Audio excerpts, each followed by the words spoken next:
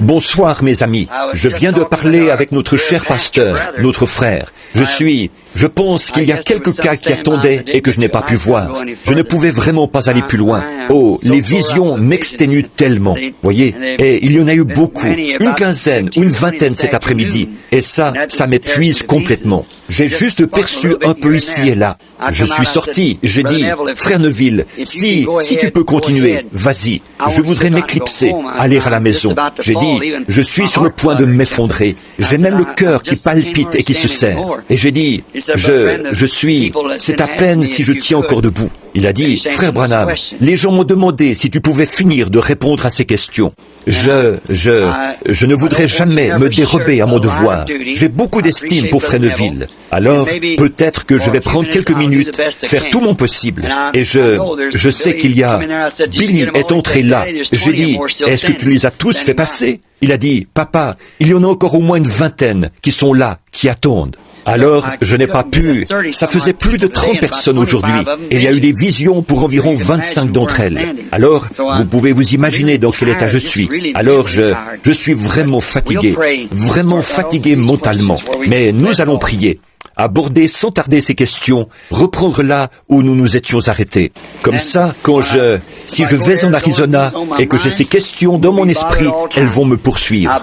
Et je reviendrai très bientôt, si le Seigneur le veut. Et là, je parlerai du sujet, un jour, dès que possible, de ce qu'il en est exactement, du mariage et du divorce. Prions.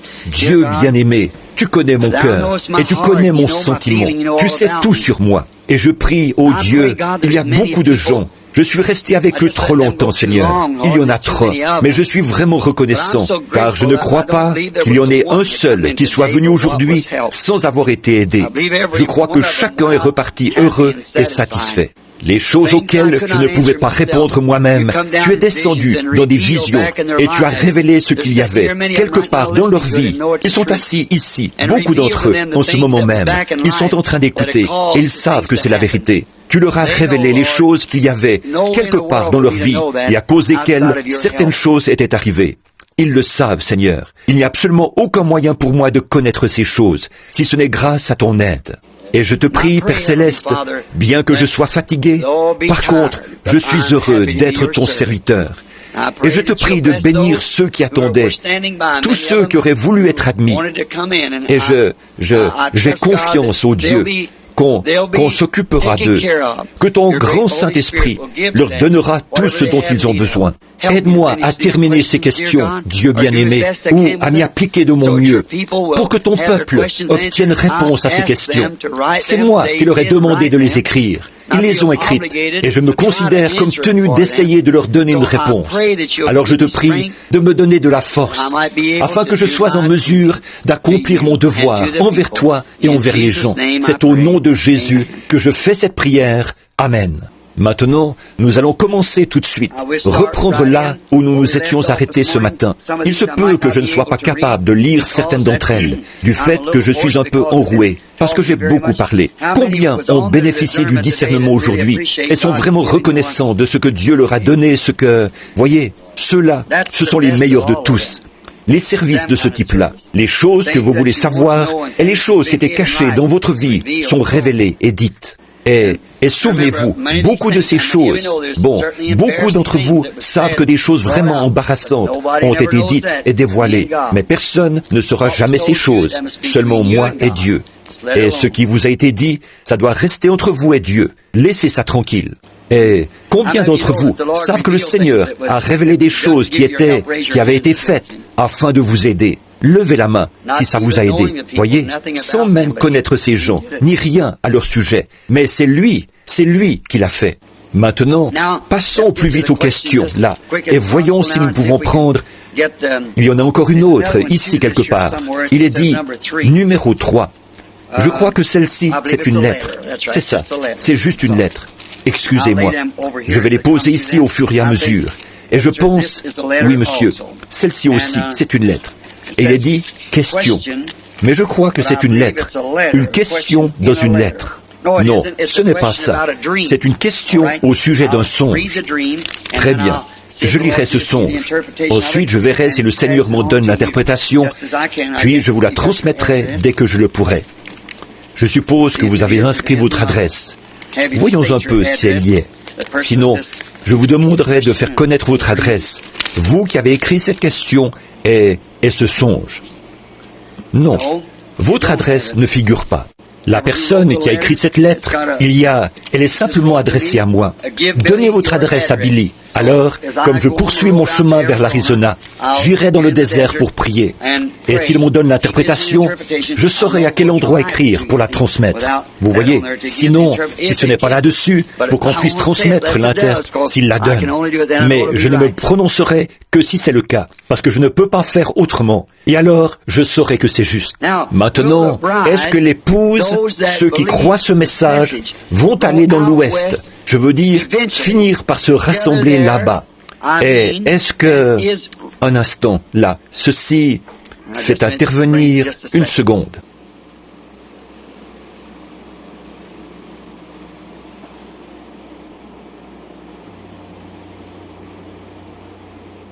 Oh, non, ce n'est pas ça. C'est écrit R-E-V, point. Je pensais, c'est Revelation, chapitre. Mais ça ressemblait à Rêve Caps. Et j'étais juste un peu désorienté à cause de ça. Si tu peux voir, ça y ressemble vraiment beaucoup. Tu vois, c'était Rêve Caps. Puis ça continuait ici. Non, tout est en ordre. Apocalypse, chapitre 12, parle de l'épouse? Non. Maintenant, est-ce que l'épouse va finir par aller dans l'Ouest, finalement? Pas que je sache. L'épouse est universelle, partout dans le monde. Maintenant que tous ceux qui comprennent ça disent « Amen ». Peu importe où vous êtes, où vous mourrez, quoi que ce soit, si vous mourrez en Christ, Dieu vous ramènera avec lui. Peu importe si vous êtes entièrement brûlé, dévoré, détruit, quoi qu'il en soit, Dieu vous ramènera avec Christ quand il reviendra. Vous n'avez pas à vous rassembler dans l'Ouest, ni nulle part, quel que soit l'endroit où le Seigneur vous conduira. Toutefois, si vous avez à cœur d'aller dans l'Ouest, je vais me faire bien comprendre, là, avant de partir. Alors, comme ça, est-ce qu'ils enregistrent ce message? Oui? Très bien. Ce n'est pas à moi de vous dire où vous devez aller. Si vous avez à cœur de venir dans l'Ouest, venez dans l'Ouest. Si vous avez à cœur d'aller à l'Est, au Nord, à l'Ouest, au Sud, allez là où le Seigneur vous conduira. Que tous ceux qui comprennent ça disent « Amen ». Je ne cherche pas à dire à qui que ce soit où ne pas aller. Et si vous venez à Tucson, en Arizona, c'est là où j'habite temporairement en ce moment. Comme je vous le disais ce matin, j'ai le mal du pays et je n'ai pas de chez moi où aller. Je voudrais tant avoir quelqu'un, un endroit dont je pourrais dire que c'est chez moi, où je pourrais aller. Si, ce soir, si j'avais $10,000 que je puisse donner, un endroit pour le donner librement, pour avoir un endroit dont je puisse dire, ceci est l'endroit que je veux appeler mon chez-moi, je le donnerais volontiers. Je n'ai aucun endroit. Frère Freeman, vous me connaissez depuis mon enfance. Je suis un vagabond. Ne devenez jamais un vagabond. Trouvez un endroit que vous aimez et établissez-y votre demeure. Attendez le Seigneur Jésus. Mais si vous désirez venir dans l'Ouest, à Tucson, en Arizona, là où j'habite, vous êtes les bienvenus. Je serai content que vous soyez parmi nous. Vous êtes mon frère, ma sœur. Je ferai tout ce qui est humainement possible pour vous aider. Et tous ceux d'entre vous qui sont venus là-bas, j'ai fait de mon mieux pour vous faire bon accueil, vous montrer tous les lieux que je connais, vous faire visiter les alentours. Je fais tout ce que je peux, et vous êtes toujours les bienvenus. Par contre, si vous y venez dans ces conditions-là, en pensant que l'épouse, ou quelque chose comme ça, que c'est de Tucson en Arizona, et de là seulement, qu'elle va monter, vous vous trompez. N'y venez pas pour ça. Ne venez pas pour ça, parce que c'est une erreur. Ce n'est pas vrai. Maintenant, Apocalypse, chapitre 12. Mais juste une chose, le Seigneur me révèle ou me parle, c'est que je viens d'avoir toutes ces visions. Vous voyez? Alors c'est assez difficile de les empêcher de venir. Voyez? Mais il semble me parler de nouveau, pour que j'en dise plus au sujet de cette question d'aller dans l'Ouest. Bon, comme je l'ai dit auparavant, je ne suis pas là-bas juste pour le plaisir d'être là-bas. Je suis là-bas parce que j'ai été conduit à être là-bas. Mais pour ce qui est de rester là-bas, d'en faire mon chez-moi, ça, je pense que c'est faux.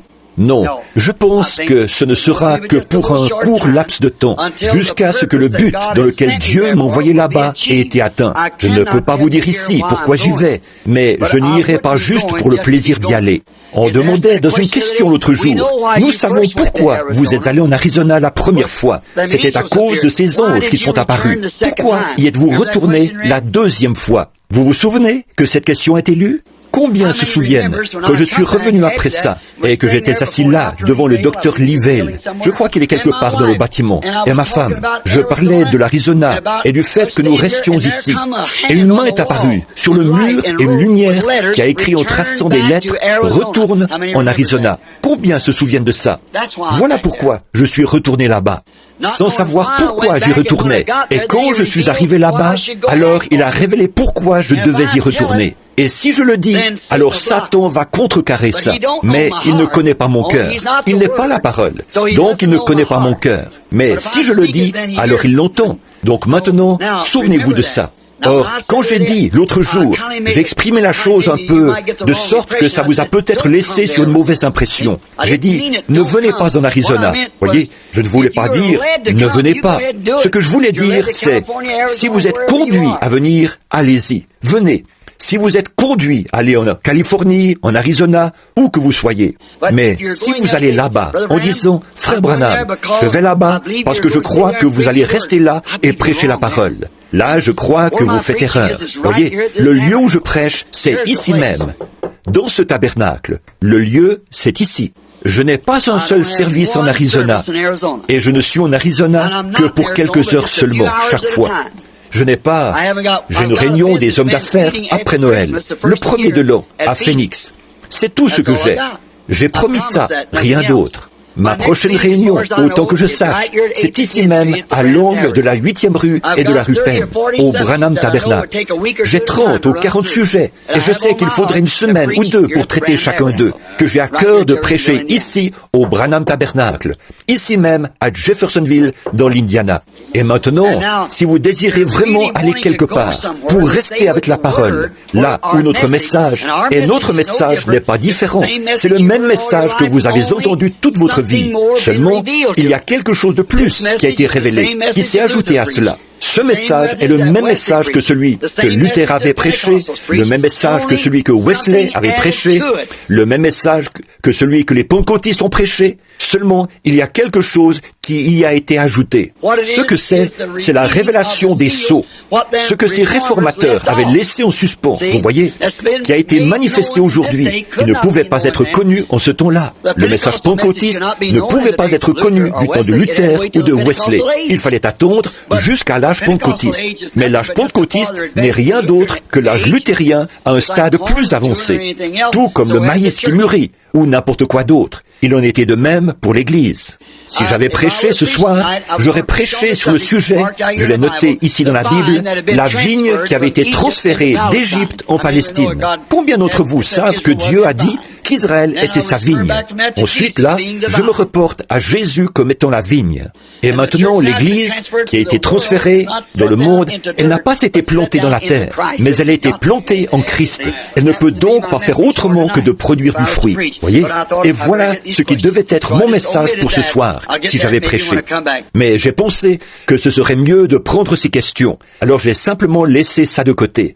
J'apporterai peut-être ça à mon retour. Apocalypse chapitre 12 ne se rapporte pas à l'épouse. Apocalypse chapitre 12, je n'ai pas vérifié, mais je sais ce que c'est. Il s'agit de la femme qui se tenait dans le soleil, la lune sous ses pieds. La lune représentait la loi. La femme représentait Israël, l'Église. Et les 12 étoiles sur son front, c'étaient les 12 apôtres, les 12 âges de l'Église, et ainsi de suite, qui viennent de passer. Voyez? Et le soleil se trouvait à sa tête. En effet, vous voyez, la lune est une ombre du soleil, et la loi était une ombre des biens à venir. Et cette femme, c'est Israël, et non l'épouse. Maintenant, je ne m'attarderai pas trop, parce que je dois terminer ces questions.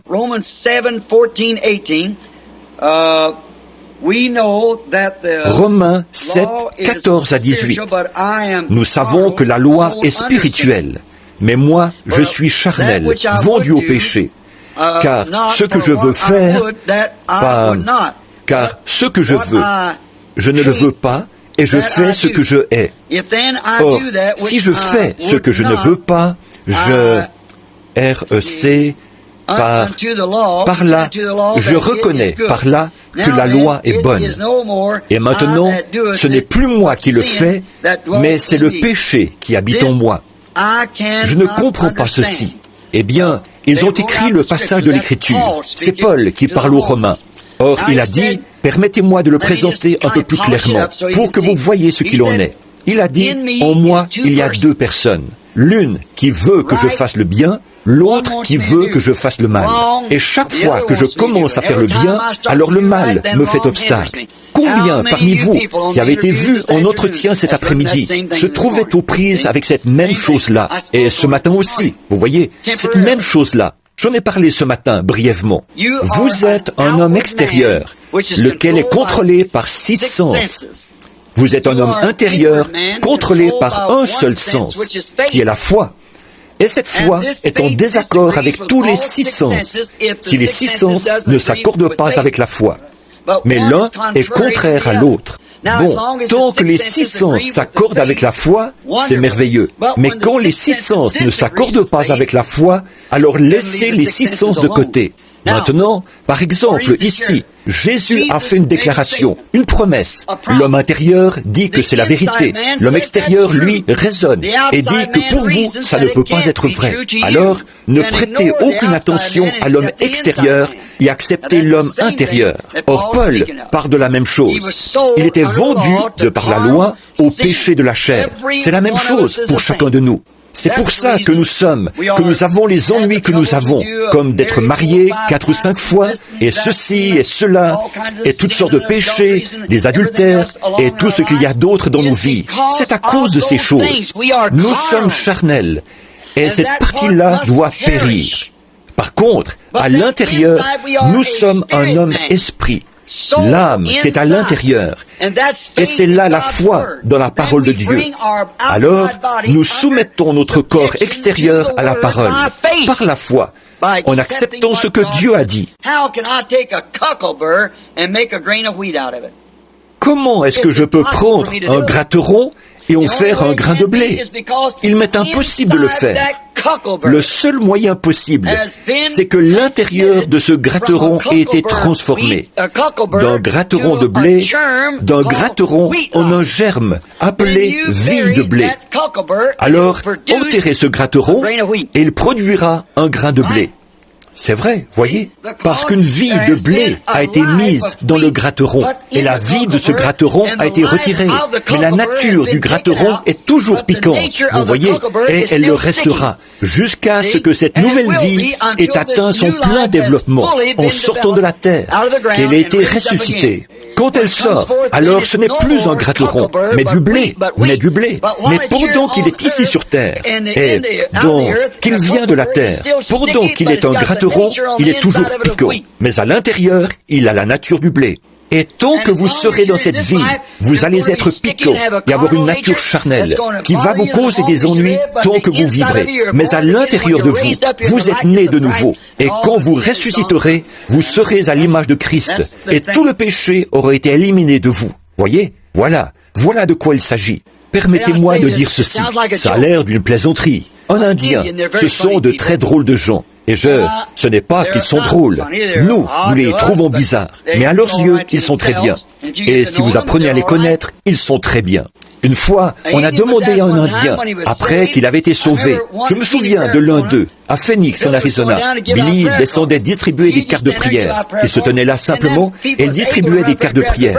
Et les gens qui étaient capables d'aller en vitesse chercher les cartes de prière, eh bien, c'était les gens bien portants qui n'avaient en réalité qu'un mal de tête, un mal de dents ou des problèmes avec un orteil. C'est eux qui avaient les cartes de prière, frère Riddle.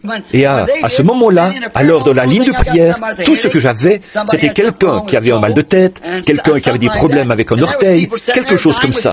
Et il y avait des gens qui étaient assis là, qui se mouraient du cancer et tout, qui n'avaient pas pu venir dans la ligne de prière. J'ai dit, Billy, descends là et demande aux gens quel est leur problème. Et s'ils n'ont pas un cancer, ou une terrible maladie, ou quelque chose qui va les tuer, ne leur donne pas ces cartes de prière.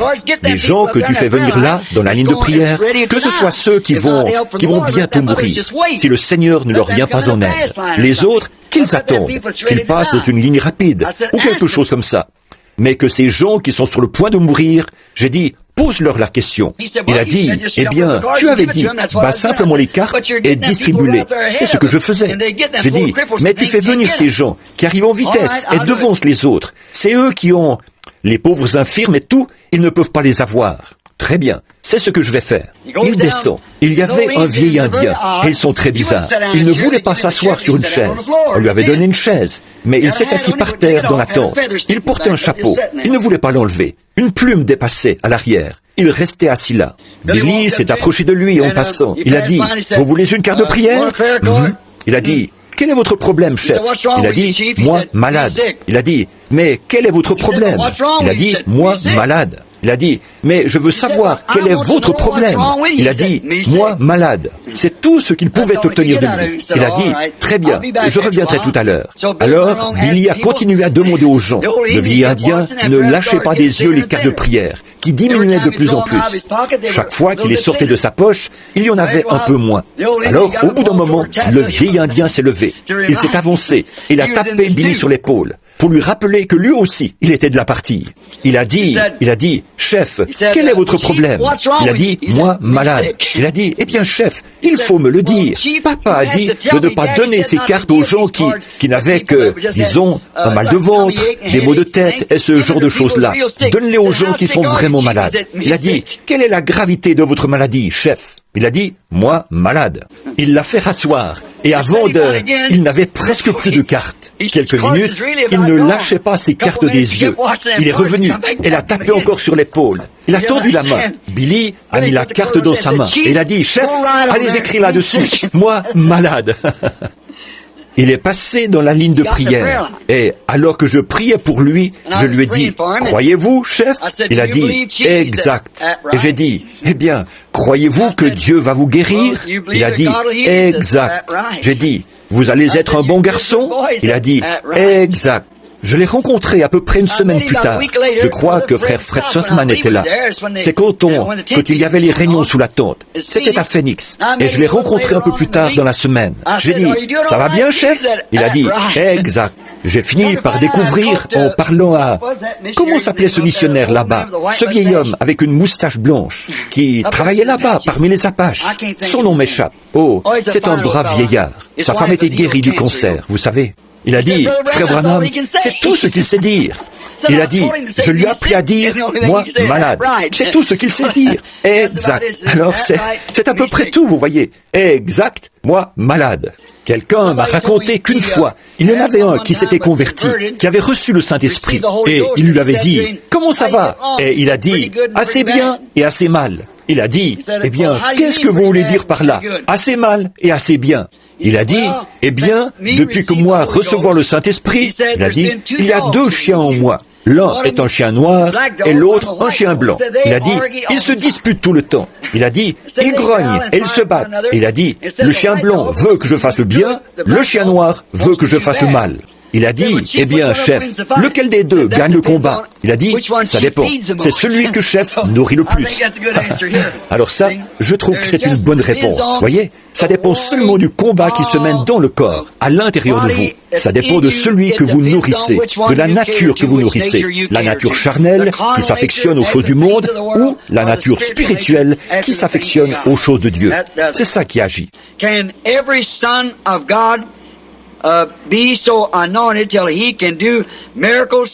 Est-ce que chaque fils de Dieu peut être au moins au point d'accomplir des miracles, des signes, des prodiges, ou est-ce fait sous la direction du Saint-Esprit?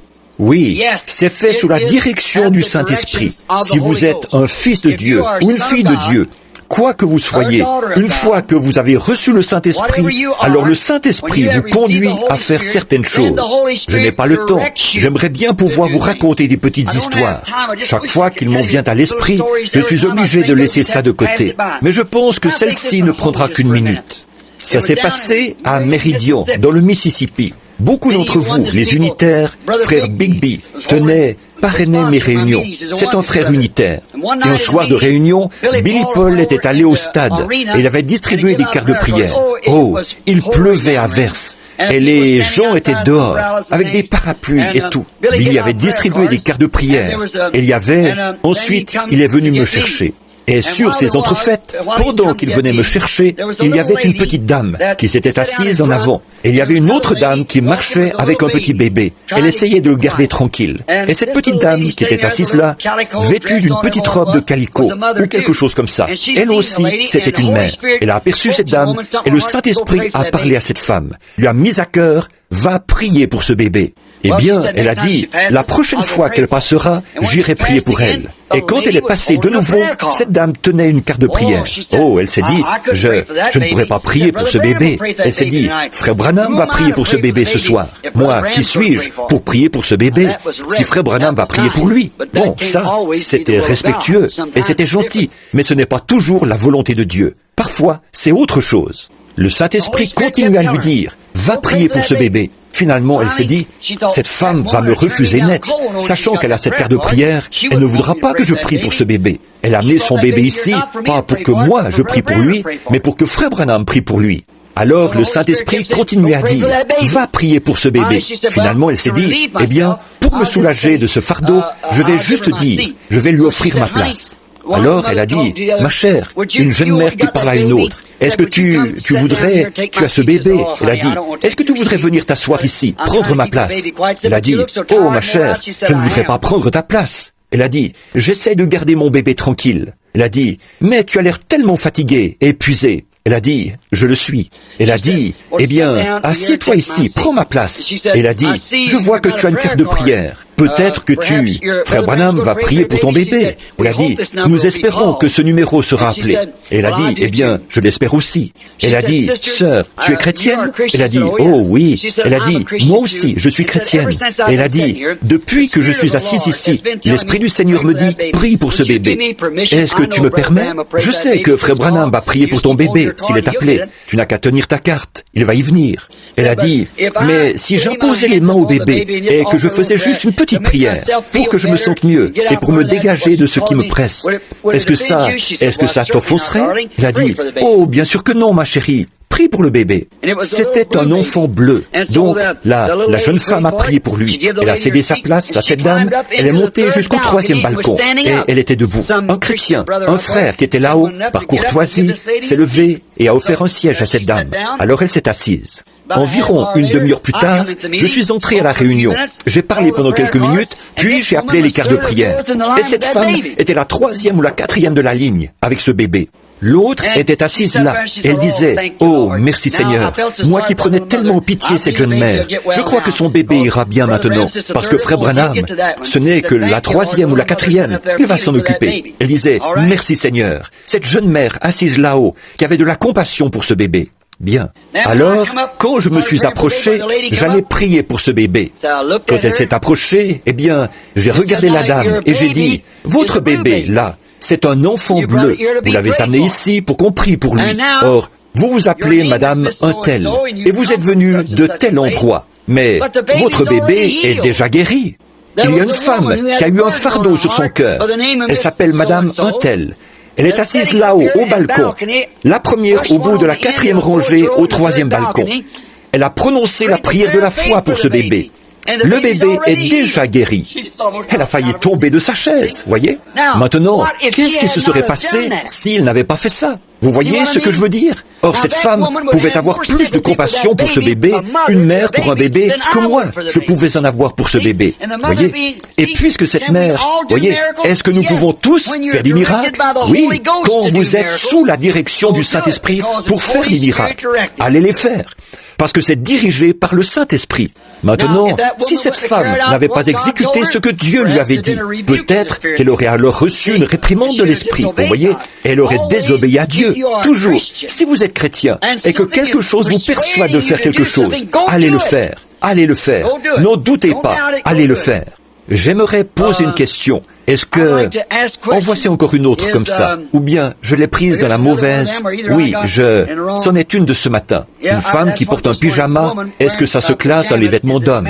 Celle-ci a dû être mélangée, ici, avec ces autres questions. Frère Branham, était-ce Dieu qui faisait la chose? Était-ce Dieu? Était-ce moi qui faisais la chose qui est arrivée quand la bande... Oh oui, nous avons eu celle-là ce matin. Je dois en avoir mélangé quelques-unes. Je devrais les déchirer, mais ça me coûte de le faire. Frère Branham, qui peuplera la terre à l'extérieur de la ville céleste?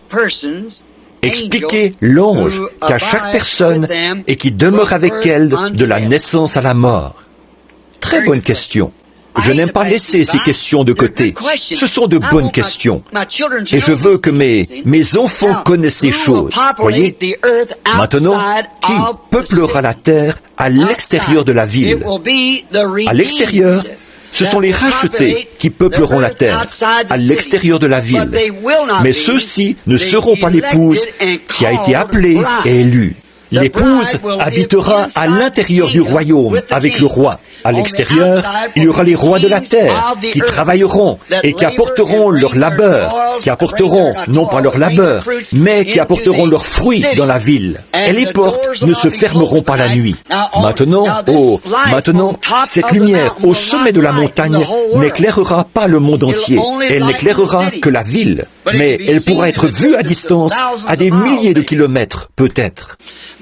Mais elle n'éclairera pas la terre. En effet, la Bible dit que dans le nouveau monde, d'un sabbat à l'autre et d'une nouvelle lune à l'autre, voyez, les gens se présenteront devant le Seigneur à Sion, monteront à la ville pour y adorer.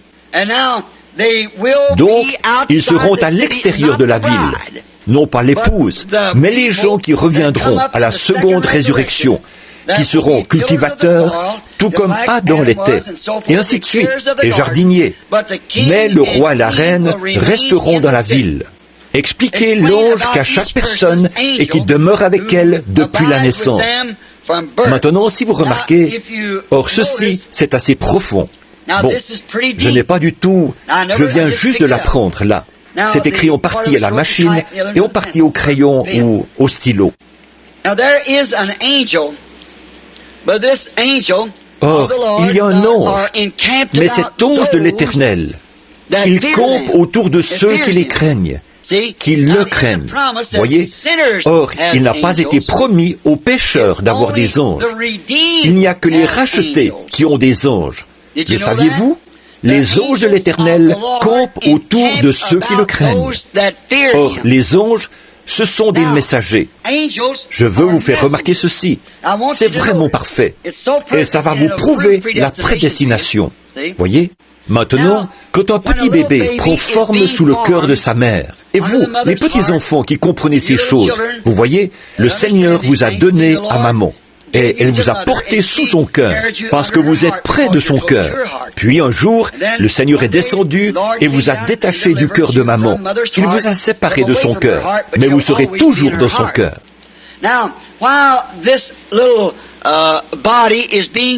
Maintenant, pendant que ce petit corps se forme, que ce petit corps naturel se forme dans la mère, il y a un corps spirituel de la terre qui est prêt à recevoir ce corps naturel dès qu'il naîtra.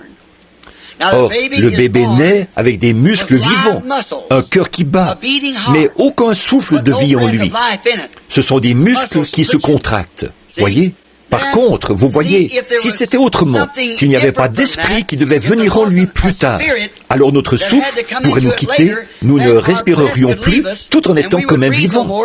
Mais quand ce corps ne reçoit pas d'oxygène, de souffle, l'inspiration et l'expiration de nos poumons, alors nous sommes morts. Bon, mais quand la mère, le petit bébé descend du cœur de sa mère vers la terre, descend, vous comprenez ce que je suis en train de dire, la façon dont pourquoi je le dis de cette façon. Quand le petit bébé descend, qu'est-ce qui arrive? Aussitôt qu'il sort, s'il ne se met pas à crier, le docteur, la sage-femme ou celui qui est là lui donne une claque sur les fesses, le déplie. Celui-ci doit recevoir un choc. Et qu'est-ce qui arrive? Remarquez, une mère, elle peut être tout à fait mesquine et cruelle, mais juste avant que le bébé naisse, il y a une certaine bonté qui s'installe. Avez-vous déjà remarqué une mère quand elle doit enfanter? Il y a quelque chose de doux chez elle. elle revêt toujours cette douceur. C'est parce que ce petit ange, ce petit esprit, un petit messager pour cette petite demeure est prêt à apparaître dans le monde. Ensuite, une fois que ce petit ange entre dans le corps, c'est un petit ange de la terre, un esprit qui est destiné par Dieu à occuper ce corps. Ensuite, ce bébé doit pouvoir choisir. Il prend sa décision. Puis, quand ceci se produit, alors, vous voyez, l'ange de l'Éternel, maintenant, entre ici. Ce qui est le corps spirituel, celui qui est éternel. Celui-ci est un esprit mourant, dans un corps mourant. Mais bon, vous ne pouvez pas être dans deux corps à la fois. Par contre, il peut y avoir deux natures en vous à la fois. Maintenant, la nature de l'Esprit du Seigneur, quand vous naissez de nouveau, vous ne naissez pas physiquement, comme dans le cas du bébé. Mais ce qui est arrivé, c'est que vous avez reçu la naissance spirituelle. Et alors que cette naissance spirituelle grandit dans votre cœur, naissance qui vient de Dieu, il y a un corps physique ou un corps céleste qui grandit pour recevoir cet esprit. Et quand la vie quitte ce corps, elle va vers ce corps-là. Tout comme quand le corps est présenté à la terre, l'esprit entre, et quand l'esprit sort du corps, il y a un corps qui attend. Nous savons en effet qu'après que cette tente où nous habitons sur la terre aura été détruite, nous en avons une autre qui nous attend déjà. Voyez, c'est ça, le corps spirituel des gens. Frère Branham, maintenant celles-ci doivent être, il y a un groupe de questions ici, il doit y en avoir au moins 10 ou 15. Tout est écrit sur du papier, la même sorte de papier, dactylographié et tout. J'essaierai d'y répondre au plus vite. Nous pourrons sortir aussi vite que possible. Chers frères, Jésus ne voulait-il pas accepter d'être adoré par Jean dans l'Apocalypse quand il est tombé au... Pourquoi Jésus ne voulait-il pas recevoir l'adoration de Jean dans l'Apocalypse alors qu'il avait permis auparavant qu'on l'adore? Pourquoi Jésus ne voulait-il pas recevoir l'adoration quand Jean a désiré l'adorer? Mon cher frère ou ma chère sœur, qui que vous soyez, ce n'était pas Jésus qui ne voulait pas recevoir l'adoration. Dans Apocalypse 22, 8, vous lirez que c'était le prophète, l'ange, qui ne voulait pas recevoir d'adoration. Quand Jean est tombé pour adorer l'ange qui lui avait montré ces choses, celui-ci a dit, « Garde-toi de le faire, car je suis l'un de tes confrères, je suis l'un des prophètes. » Voyez, je suis ton confrère, ton compagnon de service, l'un des prophètes. Donne l'adoration à Dieu. Ce n'était pas Jésus qui ne l'a pas accepté. C'était le prophète qui ne voulait pas l'accepter. Cher frère Branham, quelle différence y a-t-il entre le moment où Jésus a soufflé sur les disciples et qu'il a dit « Recevez le Saint-Esprit » et le moment où ils ont dû aller dans la chambre haute pour attendre. C'était une promesse qu'il leur avait faite. Il a soufflé sur eux sa promesse en disant « Recevez le Saint-Esprit ». C'était une promesse. Ils sont allés dans la chambre haute pour attendre l'accomplissement de cette promesse. C'est la même chose quand nous vous imposons les mains pour que vous soyez guéris. Ensuite, vous continuez à vaquer à vos occupations en attendant l'accomplissement de la promesse. Frère Branham, Jésus a-t-il changé de masque physique plusieurs fois quand il est apparu aux disciples après sa résurrection? A-t-il changé de masque physique? Je n'en sais rien. C'est que, d'après moi, ce qui s'est passé là, ce n'est pas qu'il a changé de masque. Ce qu'il a fait, c'est qu'il les a empêchés de le voir ou de le reconnaître. C'est comme ceux qui revenaient d'Emmaüs. Ils ont marché avec lui toute la journée, et ça leur a été caché. De même, ils ont vu un homme sur le rivage, alors qu'il pêchait un jour à un endroit où ils avaient déjà pêché. Il a dit, « Enfants, avez-vous pris quelque chose ?» Et ils ont dit, « Nous n'avons rien pris, nous avons travaillé toute la nuit. » Il a dit, « Jetez le filet de l'autre côté. » Et il a pris tout un tas de poissons. Et ils ont reconnu, à ce moment-là, que c'était le Seigneur. Je pense que ce n'était pas son masque qui était changé. Je pense que c'était simplement les yeux des gens qui étaient empêchés de le reconnaître. Frère Branham, quelle est la différence, s'il y en a une, entre l'ange du Seigneur et le Seigneur lui-même? L'ange du Seigneur est un messager de la part du Seigneur. Et le Seigneur lui-même est cette personne-là, non pas la personne de l'ange de la part du Seigneur. Je vais vous montrer. Parlons du point de vue terrestre. Voici un ange de la part du Seigneur. Du point de vue terrestre, voici un ange de la part du Seigneur. Du point de vue terrestre, voici l'ange de la part du Seigneur. Comment savons-nous alors si ce sont des anges de la part du Seigneur? Quand ils apportent la parole du Seigneur. Mais quand ils essayent de la pervertir, alors ça ne vient pas du Seigneur. Vous voyez? Quand ils essayent de lui faire dire quelque chose qu'elle ne dit pas. Dire simplement, puis il y a un ange surnaturel qui descend de la part du Seigneur, un messager, comme Gabriel et Michel, Absinthe, et ainsi de suite. Ce sont leurs noms. Frère Branham, qu'est-ce qui ne va pas, apparemment, au jour où nous vivons, chez quelqu'un qui est croyant, qui suit le message, et le messager d'aujourd'hui, mais qui, semble-t-il, n'arrive pas à prier comme il le voudrait? C'est une bonne question. Je crois, frères, sœurs, qui que soit la personne qui a posé cette question, que c'est à cause des conditions actuelles. Le réveil est terminé. Le réveil a duré quelques 15 ans, et jamais auparavant ça n'avait duré plus d'environ 3 ans. Je crois qu'on a reçu le dernier réveil. Et je crois que c'est pour ça que vous n'arrivez pas à prier et à vous sentir dans l'esprit comme autrefois. C'est parce que les feux du réveil se sont éteints. Frère Branham, s'il vous plaît, expliquez comment une personne peut savoir si les pensées qu'elle a viennent d'elle ou si c'est le diable qui met des pensées dans son esprit pour lui faire penser du mal. Surtout si on sait qu'on ne veut pas penser ces choses. Alors, si c'est contraire à la parole, c'est la pensée du diable. Si c'est conforme à la parole, c'est la pensée de Dieu. Si ce sont de mauvaises pensées, c'est le diable. Si ce sont de bonnes pensées, de la parole et de Dieu, c'est la pensée de Dieu. Dans le cas où c'est le diable qui met des pensées dans l'esprit au sujet d'une certaine chose, comment peut-on vaincre cela ou s'en débarrasser? Prenez exactement l'inverse. Si le diable vous fait penser si vous savez que vous êtes un chrétien et qu'il essaie de vous faire penser que vous n'êtes pas un chrétien, prenez simplement l'inverse. Dites, je suis un chrétien. Tant que votre expérience s'accorde avec la parole de Dieu, dites, je suis chrétien. C'est la même chose pour tout le reste. Quand vous répondrez à ceci, s'il vous plaît, priez pour que je vainque ceci, car je ne suis pas seul. Que Dieu vous accorde cette victoire, qui que vous soyez.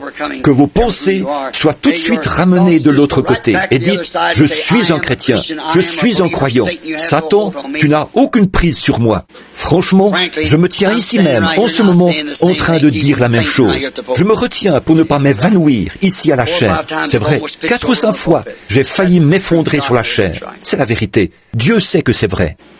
Quand quelqu'un se rend compte qu'il a un complexe d'infériorité ou un complexe quelconque, comment peut-il vaincre cela? Donc, cette chose serait-elle causée par le fait que, pendant son enfance, il était fils unique? Prenez exactement le contraire. Si vous voulez toujours imposer votre volonté, un enfant gâté qui veut toujours n'en faire qu'à sa tête, alors faites volte-face. Prenez de tout votre cœur la direction opposée. Si vous êtes égoïste et que vous voulez tout garder pour vous, alors commencez à donner ce que vous avez. Voyez, faites tout ce que... Prenez simplement la direction inverse.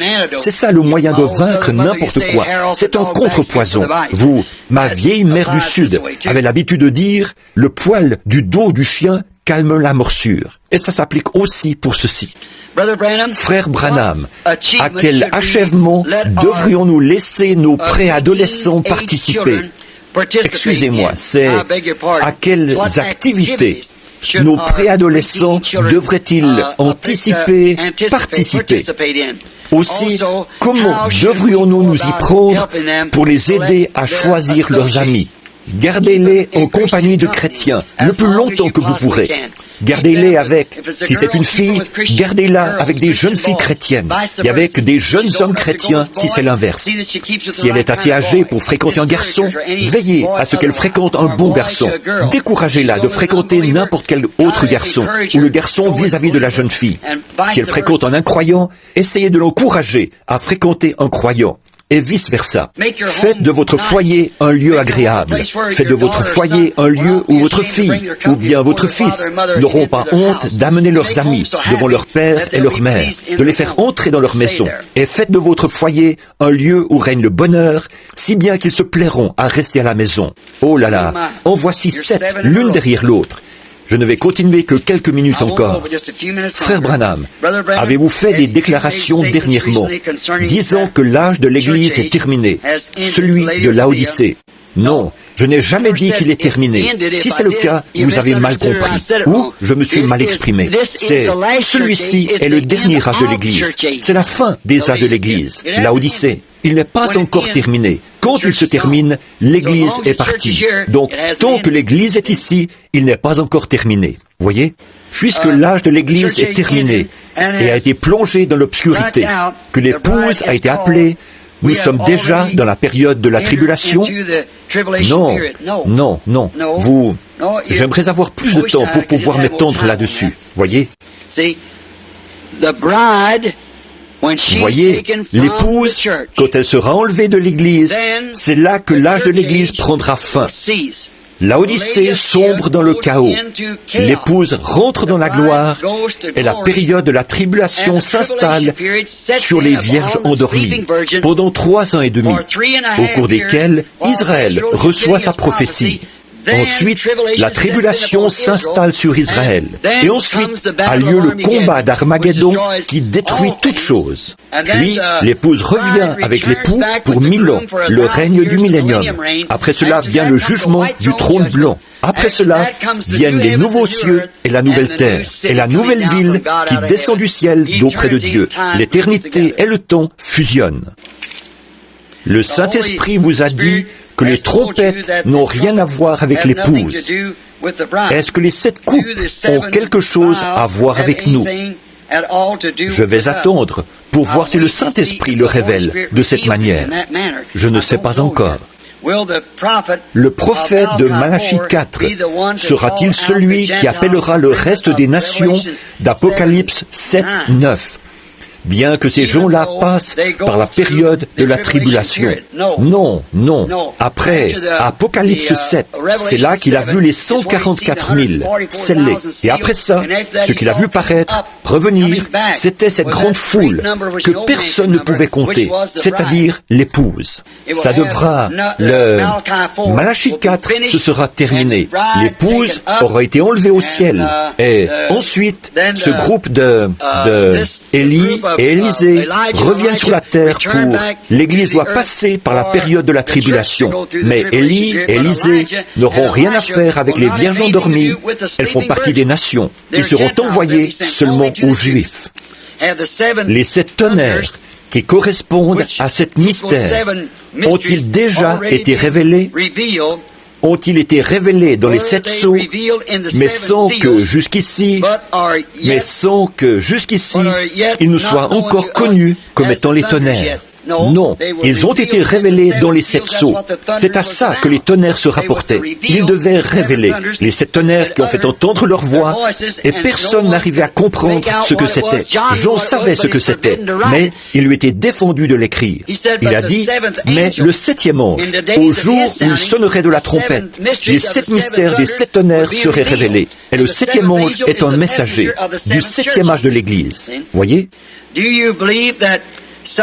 Croyez-vous qu'il arrivera que la petite épouse vivante se rassemble quelque part et qu'ils auront tout en commun comme la première épouse, peut-être juste avant la venue du Seigneur Jésus sur les nuées? Bon, ils m'ont demandé si je croyais ça. Je ne peux pas le prouver par les Écritures, mais peut-être qu'il viendra un temps, peut-être, je ne sais pas. Il se pourrait qu'il y ait juste, voyez, si une telle chose arrivait, cela indiquerait qu'il est très proche. Ce serait tellement, il a dit, mais il viendra comme un voleur dans la nuit. Voyez, il vient pour... C'est comme ce livre que j'ai lu sur Juliette, sur Roméo et Juliette. Il vient et on lève son épouse pendant la nuit. Elle sera enlevée en un instant, en un clin d'œil. Voyez? Et je doute fort qu'il en sera ainsi, parce que la Bible dit, de 2 personnes qui seront dans un même lit, j'en prendrai une et j'en laisserai une. Et de 2 qui seront dans un champ, j'en prendrai une et j'en laisserai une. Voyez, alors probablement qu'ils, d'un bout à l'autre du monde, ils ne seront pas rassemblés dans un seul lieu pour avoir tout en commun. Mais ils seront dispersés par petits groupes sur toute la surface de la terre. Je crois que peut-être que, si le Seigneur le permet, ceci est un petit groupe d'entre eux. Peut-être qu'il y a un autre petit groupe en Asie, un en Allemagne, un autre ailleurs. Quand j'ai eu une vision de l'épouse l'autre nuit, ceux qui la composaient étaient de différentes nations du monde. Voyez, alors l'épouse ne sera pas rassemblée d'un seul endroit, elle sera rassemblée de partout dans le monde.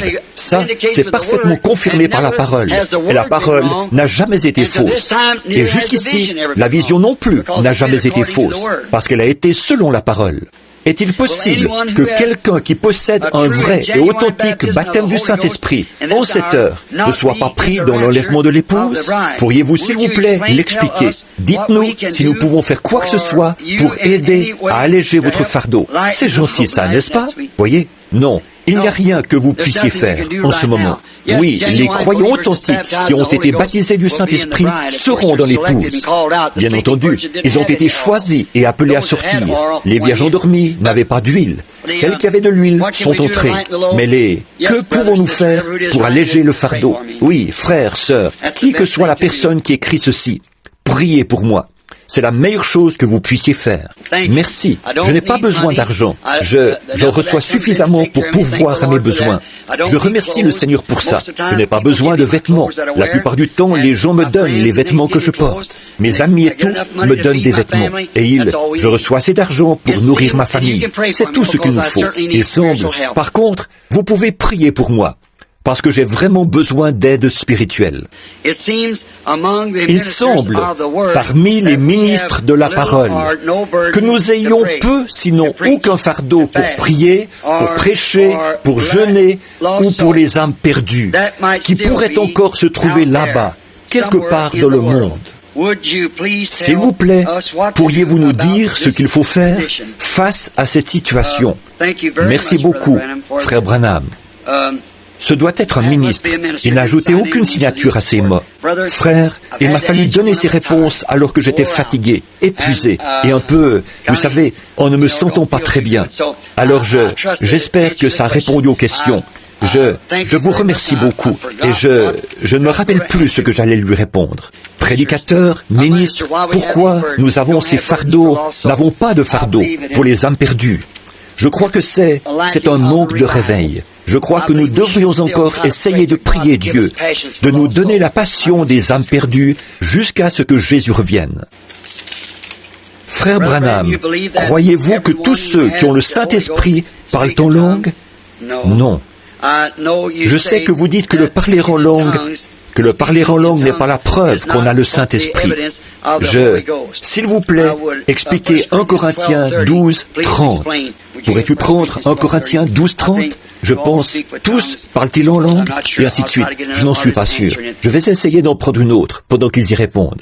Frère Branham, pourriez-vous, s'il vous plaît, expliquer Job 14, 21? Oui, Job 14. C'est si un homme meurt, revivra-t-il? Oh, si un homme meurt. Job parlait de la résurrection. Je pense que j'ai eu cette question l'autre matin. N'était-ce pas ça? Ou était-ce chez Charlie? Quelque part, Madame Cox était là. Job, il avait vu les fleurs, comment elles meurent et revivent, mais lui descendait dans la terre et ne pouvait pas revenir. Ensuite, il lui était expliqué que quelque chose avait péché. Il voulait obtenir un médiateur entre lui et Dieu. Et là, il a vu la venue du Seigneur. Qu'est-ce que c'est, frère? Je pense que c'était 1 Corinthiens 12, 30. Oui. Tous parlent-ils en langue? C'est ce que je pensais. Mais je n'en étais pas sûr, à cause de cet état de fatigue. Mais non, tous ne parlent pas en langue, tous n'interprètent pas, tous ne disent pas ces choses. Puis, le chapitre qui vient tout de suite après, quand je parlerai les langues des hommes et des anges, si je n'ai pas la charité, je ne suis rien. Voyez, Paul, en d'autres termes, il leur dit, tous parlent-ils en langue? Bien sûr que non. Tous prophétisent-ils? Non. Mais aspirez aux dons les meilleurs. Et je vais encore vous montrer une voie par excellence. Voyez, tous ne parlent pas en langue. Allez-vous avoir un autre service de discernement avant de repartir? Sinon, est-ce possible d'avoir un entretien particulier? J'espère que vous en avez eu un. Bon, il ne m'en reste plus beaucoup. Je vais faire mon possible pour essayer d'y répondre. Je me souviens de vous avoir entendu parler d'un triste spectacle que vous aviez vu. Un ange, un aigle, qui battait des ailes dans une cage, qui cherchait désespérément à se libérer. Ma précieuse mère est dans cette situation-là. Il ne lui a pas été permis, depuis 3 ans, de recevoir à la maison ses 3 enfants mariés, parce qu'ils refusent de se soumettre à la doctrine de leur père. Celui-ci est un prédicateur dénominationnel. Maman désire entendre ce message du temps de la fin, et je ne peux même pas lui faire parvenir une lettre. Jusqu'à quel point doit-elle être soumise? Y a-t-il quelque chose que je puisse faire à part prier? Ce serait la seule chose à faire, que je sache. Son mari, qui est ministre, ne veut pas lui laisser entendre la parole. Elle veut l'entendre, mais il ne veut pas lui permettre de l'entendre. Alors priez simplement pour elle. Je crois que cette femme est sauvée, bien entendu. Frère Branham, est-il possible pour quelqu'un d'être perdu et de finir en enfer s'il rejette la lumière de la parole, même s'il possède une véritable expérience de justification et de sanctification? Oui, monsieur, c'est tout à fait exact.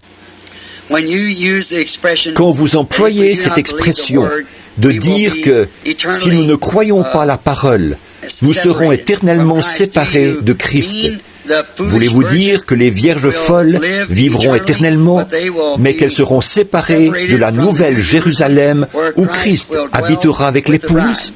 Il s'agit ici des gens qui n'ont pas le Saint-Esprit, qui ne sont pas nés de nouveau, conformément à ce que l'Écriture enseigne.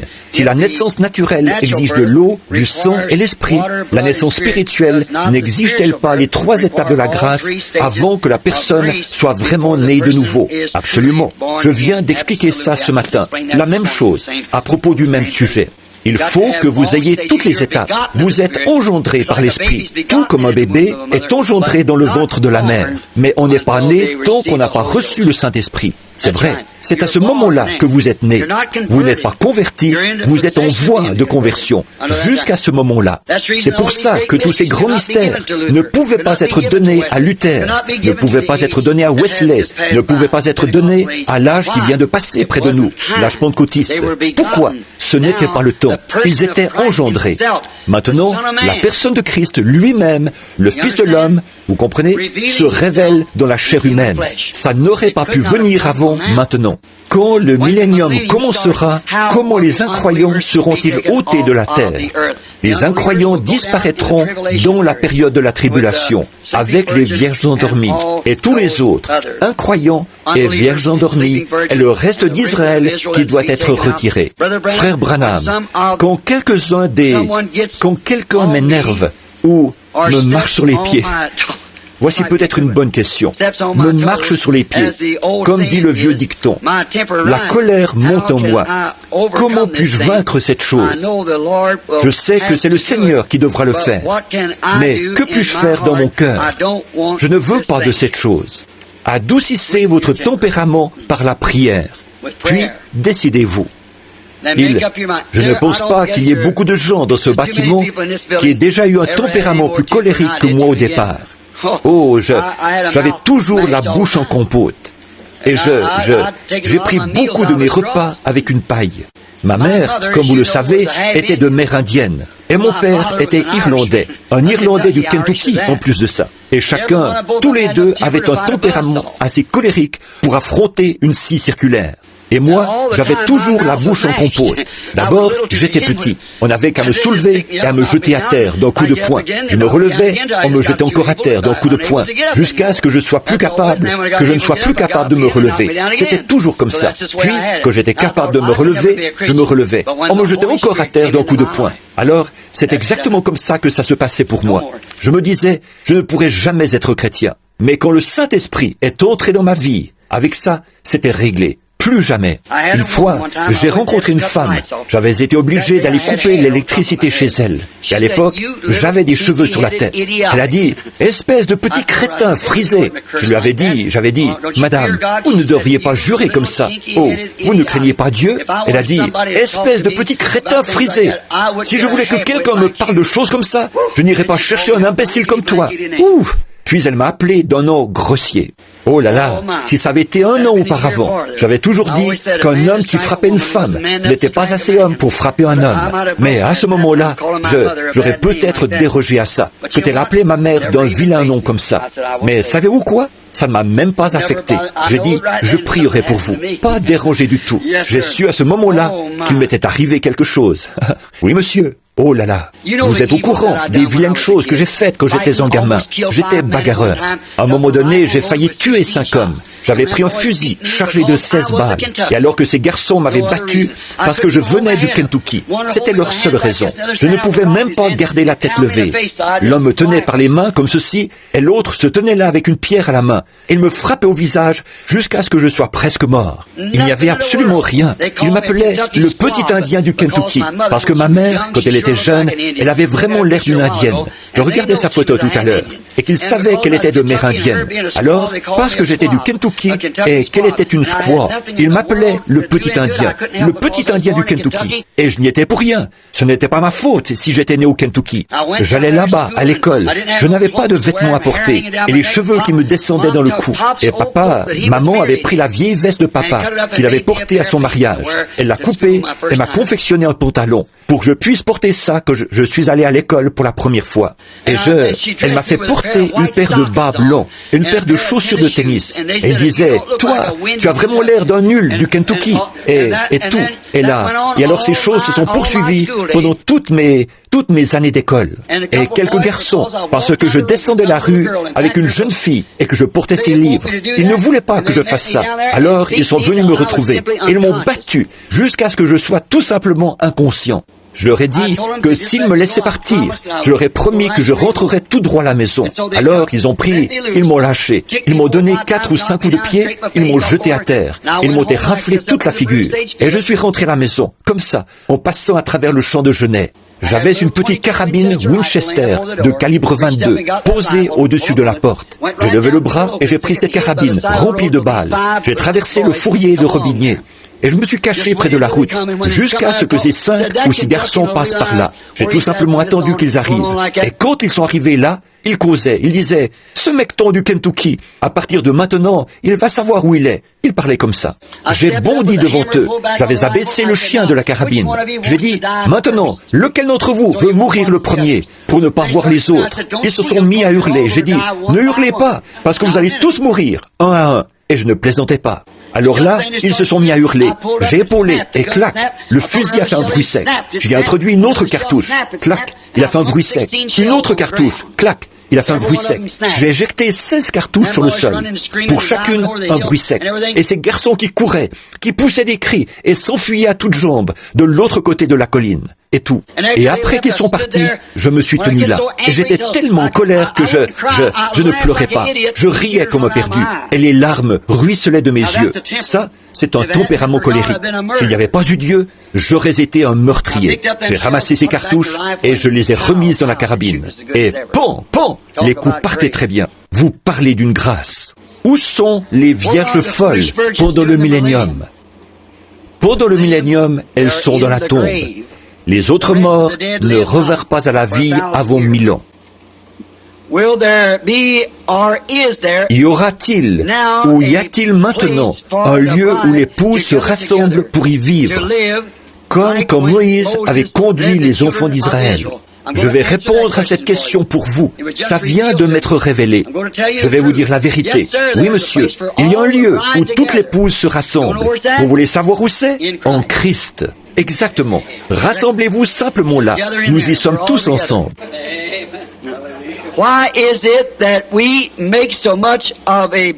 Pourquoi est-ce qu'on fait tout un plat de...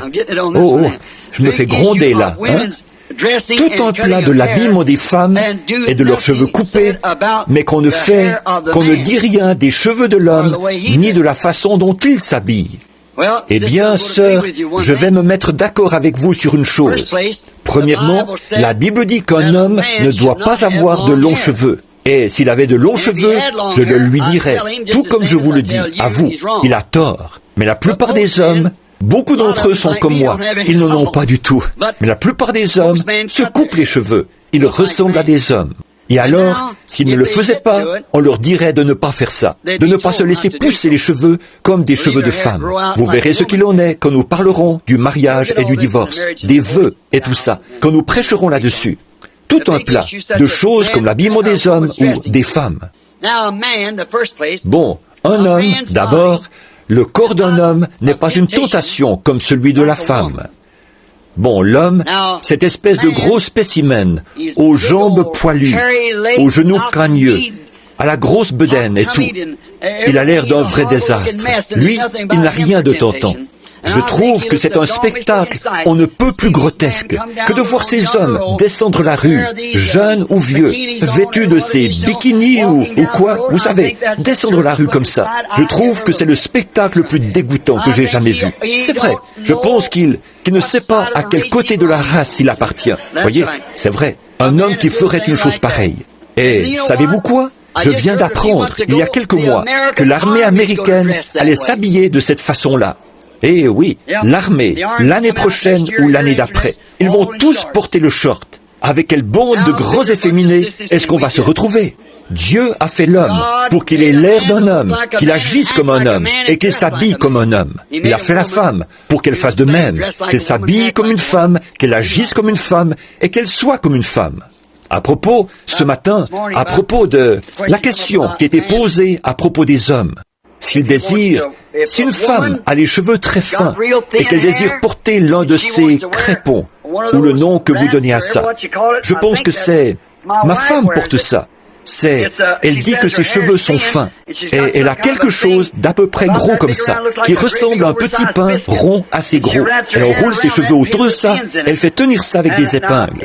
Bon, moi, je trouve que ça, il n'y a pas de mal à ça, pourvu que vos cheveux soient longs. Un ministre a dit que sa femme se sentait culpabilisée parce qu'elle avait de la teinture dans les cheveux. Et j'ai découvert, d'après une question, que ça veut dire un colorant ou une coloration dans les cheveux. Je ne peux pas dire que c'est mal. Je n'ai rien à ce sujet, pourvu qu'elle ait de longs cheveux. C'est tout ce que je peux dire là-dessus. Et maintenant, l'homme, la personne qui parlait ce matin, d'enlever ses cheveux et de les remettre. Maintenant, voici encore quelque chose au sujet d'une chevelure coupée. Voyez? Or, si un homme n'a pas de cheveux et que sa femme, j'ai entendu des femmes qui disaient, eh bien, si seulement je pouvais convaincre Jean, moi je trouve qu'il serait plus beau s'il portait un postiche. Qu'en pensez-vous, frère Branham? Est-ce mal pour lui de faire ça? Mais non, absolument pas. Ce n'est pas mal, pas du tout. S'il veut en porter un, c'est bien, tout aussi bien que de porter des fausses dents, ou autre chose selon le besoin. Au fait, j'ai moi-même 3 fausses dents. Je voudrais bien ne pas les avoir. Elles sont fixées sur broche. Ça diminue toujours l'intensité de ma voix. Ça me coupe la langue et tout, mais je dois les porter pour manger. Et quand je vais outre-mer, dans ces réunions plein air, je porte un postiche, non pas pour l'apparence, parce que vous savez que je me tiendrais ici, même si je n'avais pas un seul cheveu sur la tête, ou quoi que ce soit. Pour moi, ça ne changerait rien. Je suis ici pour représenter Jésus-Christ. Mais la première soirée où je me tiens là, sous un orage tropical, le lendemain soir, j'ai tellement mal à la gorge que je ne peux pas y retourner. Et donc, si c'était quelque chose que je désirais faire et que j'avais à cœur de le faire, je le ferais. Oui, monsieur, il n'y a absolument rien qui l'interdit. Il n'y a absolument rien qui vous interdit, sœur, de porter un crépon ou un postiche ou quelque chose dans vos... C'est parfaitement en ordre. Mais que vos cheveux restent longs. Et vous, les hommes, coupez les vôtres. Ceux que vous avez, tenez-les coupés. Voyez? Alors, ça règle la question. Et vous, les femmes, habillez-vous comme des femmes. Et vous, les hommes, habillez-vous comme des hommes. Ne cherchez pas à être efféminés en portant des vêtements de femmes. Et vous, les femmes, ne cherchez pas à être masculines en portant des vêtements d'hommes. Parce que Dieu ne veut pas que vous le fassiez. La Bible condamne ça. Mais maintenant, pour ce qui est de porter un postiche ou de porter des cheveux, eh bien, qu'est-ce que c'est, ces espèces de crépons? Est-ce que j'ai fait une erreur tout à l'heure? Serait-ce plutôt une souris? C'est quelque chose que les femmes mettent dans leurs cheveux pour les faire paraître plus, quel que soit le nom qu'on donne à ça, voyez, il n'y a rien à redire là-dessus. Allez-y, c'est en ordre. Frère Branham, une sœur a fait environ 1300 kilomètres pour venir au tabernacle. Et elle disait croire que vous êtes Jésus-Christ incarné. S'il vous plaît, parlez de ceci. Elle était très impatiente d'essayer de dire aux autres ce qu'elle pense. IMPAHA, impatience. Très bien. Bon, bien entendu, cette sœur était dans l'erreur. Je ne suis pas Jésus-Christ, je suis son serviteur. Nous avons expliqué ça tant de fois. Mais, j'ai presque terminé. Là, priez seulement pour moi. Ça prendra encore juste un petit moment. Frère Branham, Est-ce que vous aimeriez entendre celle qui reste en faisant aussi vite que possible? Frère Branham, une fois j'ai failli que Dieu m'avait fait, une fois j'ai senti que Dieu m'avait fait une promesse comme à Sarah. Il y avait une question, mais la promesse est venue par la suite. Est-ce que la promesse était de Dieu? Je savais que celle de Sarah l'était. Mais je sens que le temps est tellement court. Nous aimons votre ministère et celui qui vous a appelé. C'est gentil, n'est-ce pas? Aimons votre ministère et celui qui vous y a appelé. Et donc, nous vous aimons. Oh, ils ont signé. Merci, sœurs et frères.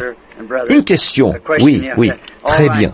Maintenant, Dieu, vous pensez qu'il vous a fait cette promesse et que c'est arrivé comme à Sarah. Bien sûr, c'est le même Dieu. Il répond de la même façon. Et surtout, ne faites rien d'autre que croire que c'était de Dieu. Frère Branham, j'aimerais vous poser certaines questions concernant la Bible. S'il vous plaît, expliquez Marc. J'ai répondu à celle-là. J'ai répondu à ça. Marc 16. Nous avons répondu à ça l'autre jour. Je me souviens. Voyons un peu. Cher frère Branham, s'il vous plaît, expliquez Matthieu chapitre 22, verset quand nous avons répondu à celle-là. Voyez, vous vous souvenez l'autre jour, je vais vous montrer. Vous voyez, c'est juste ici, 22. Comment ce convive est-il entré au souper des noces? Celui qui avait un habit, mais qui n'avait pas revêtu un habit de noces. Souvenez-vous, j'ai fait une petite plaisanterie à ce sujet. J'ai dit, un frère dénominationnel qui est entré par la fenêtre et non par la porte. La porte, c'est la parole. Vous avez dit que Caïn était de la semence du serpent. Pourquoi Ève a-t-elle dit « J'ai acquis un homme de par l'Éternel » C'est celle que j'essayais de trouver ce matin. J'ai inscrit là les versets qui s'y rapportent. Il se peut que je sois en train de faire marche arrière. C'est ce que j'espère. J'en trouve ici. Frère Branham, mon mari, qui a été élevé dans la foi catholique, quand nous faisons nos dévotions, il veut prier à sa façon. J'ai répondu à ça. Vous vous souvenez? Oh, je suis en train de retrouver ces questions là-dedans maintenant. J'ai répondu à celle-là. Frère Branham, j'ai finalement intéressé ma sœur d'une des... J'ai répondu à ça. Une dame qui avait une sœur catholique. Frère Branham, dans 2 Timothée 4, quel est le don qui avait été donné par... J'ai répondu à celle-là. Combien se souviennent de ces questions? J'en ai quelques-unes qui ont été mélangées ici. Voyez? Nous est-il permis d'utiliser un moyen? C'est au sujet du contrôle des naissances. Je vais vous parler de ça en privé, vous voyez, comme je l'ai dit ce matin. Premièrement, les 5 vierges folles seront-elles sauvées pendant le... J'ai répondu à ça. Je suis en train d'aller à reculons. 1 minute. Soyez patient avec moi. Après avoir connu la voie, du moins la voie de la repentance et de la sanctification, j'ai répondu à celle-là. Vous vous souvenez? Puis de perdre ça. Celle-là aussi, j'y ai répondu. J'ai fait marche arrière. Quoi? Il va falloir que je les retrouve à mesure. Frère Branham, quelle est la signification de Matthieu 24-28? En quelques lieux que soit le cadavre, là s'assembleront les aigles. Vous vous souvenez que j'ai expliqué ça? Voyez, j'ai répondu à ça. Peut-être que j'ai répondu à toutes. Loué soit l'Éternel. C'est l'heure, est-ce l'heure où l'épouse devra être avec vous pour... Bon, celle-là, j'y ai répondu. L'enlèvement. Peut-être que et celle-là, je sais que j'y ai répondu, parce qu'il y avait des notes inscrites au bas. Je m'en souviens. Eh bien, loué soit l'Éternel. Nous arrivons vraiment au bout, là. Voyons un peu. Étant donné qu'Acte 2.38 est la seule manière d'être baptisé, qu'en est-il de la multitude? J'ai répondu à ça. Ils ne l'ont jamais su à leur époque. C'est seulement maintenant que cela a été révélé. Une fois que vous savez ce qu'il faut faire. Celui qui sait faire ce qui est bien et qui ne le fait pas commet un péché. Frère Branham, est-ce mal de cultiver et de travailler dans le tabac? Je ne crois pas avoir répondu à ça. Bon, je suis contre le tabac. Je suis contre l'usage du tabac. Tout chrétien né de nouveau le sera. Un point, c'est tout. Parce que c'est mal. Nous savons que même la médecine déclare que c'est ce qui déclenche la plupart des cancers de la gorge et des poumons. C'est le tabac. Ils disent... Fumez des cigarettes à bout filtre. Maintenant, vous les hommes et les femmes qui fumez, ça vous induit simplement en erreur. Parce qu'on ne peut pas...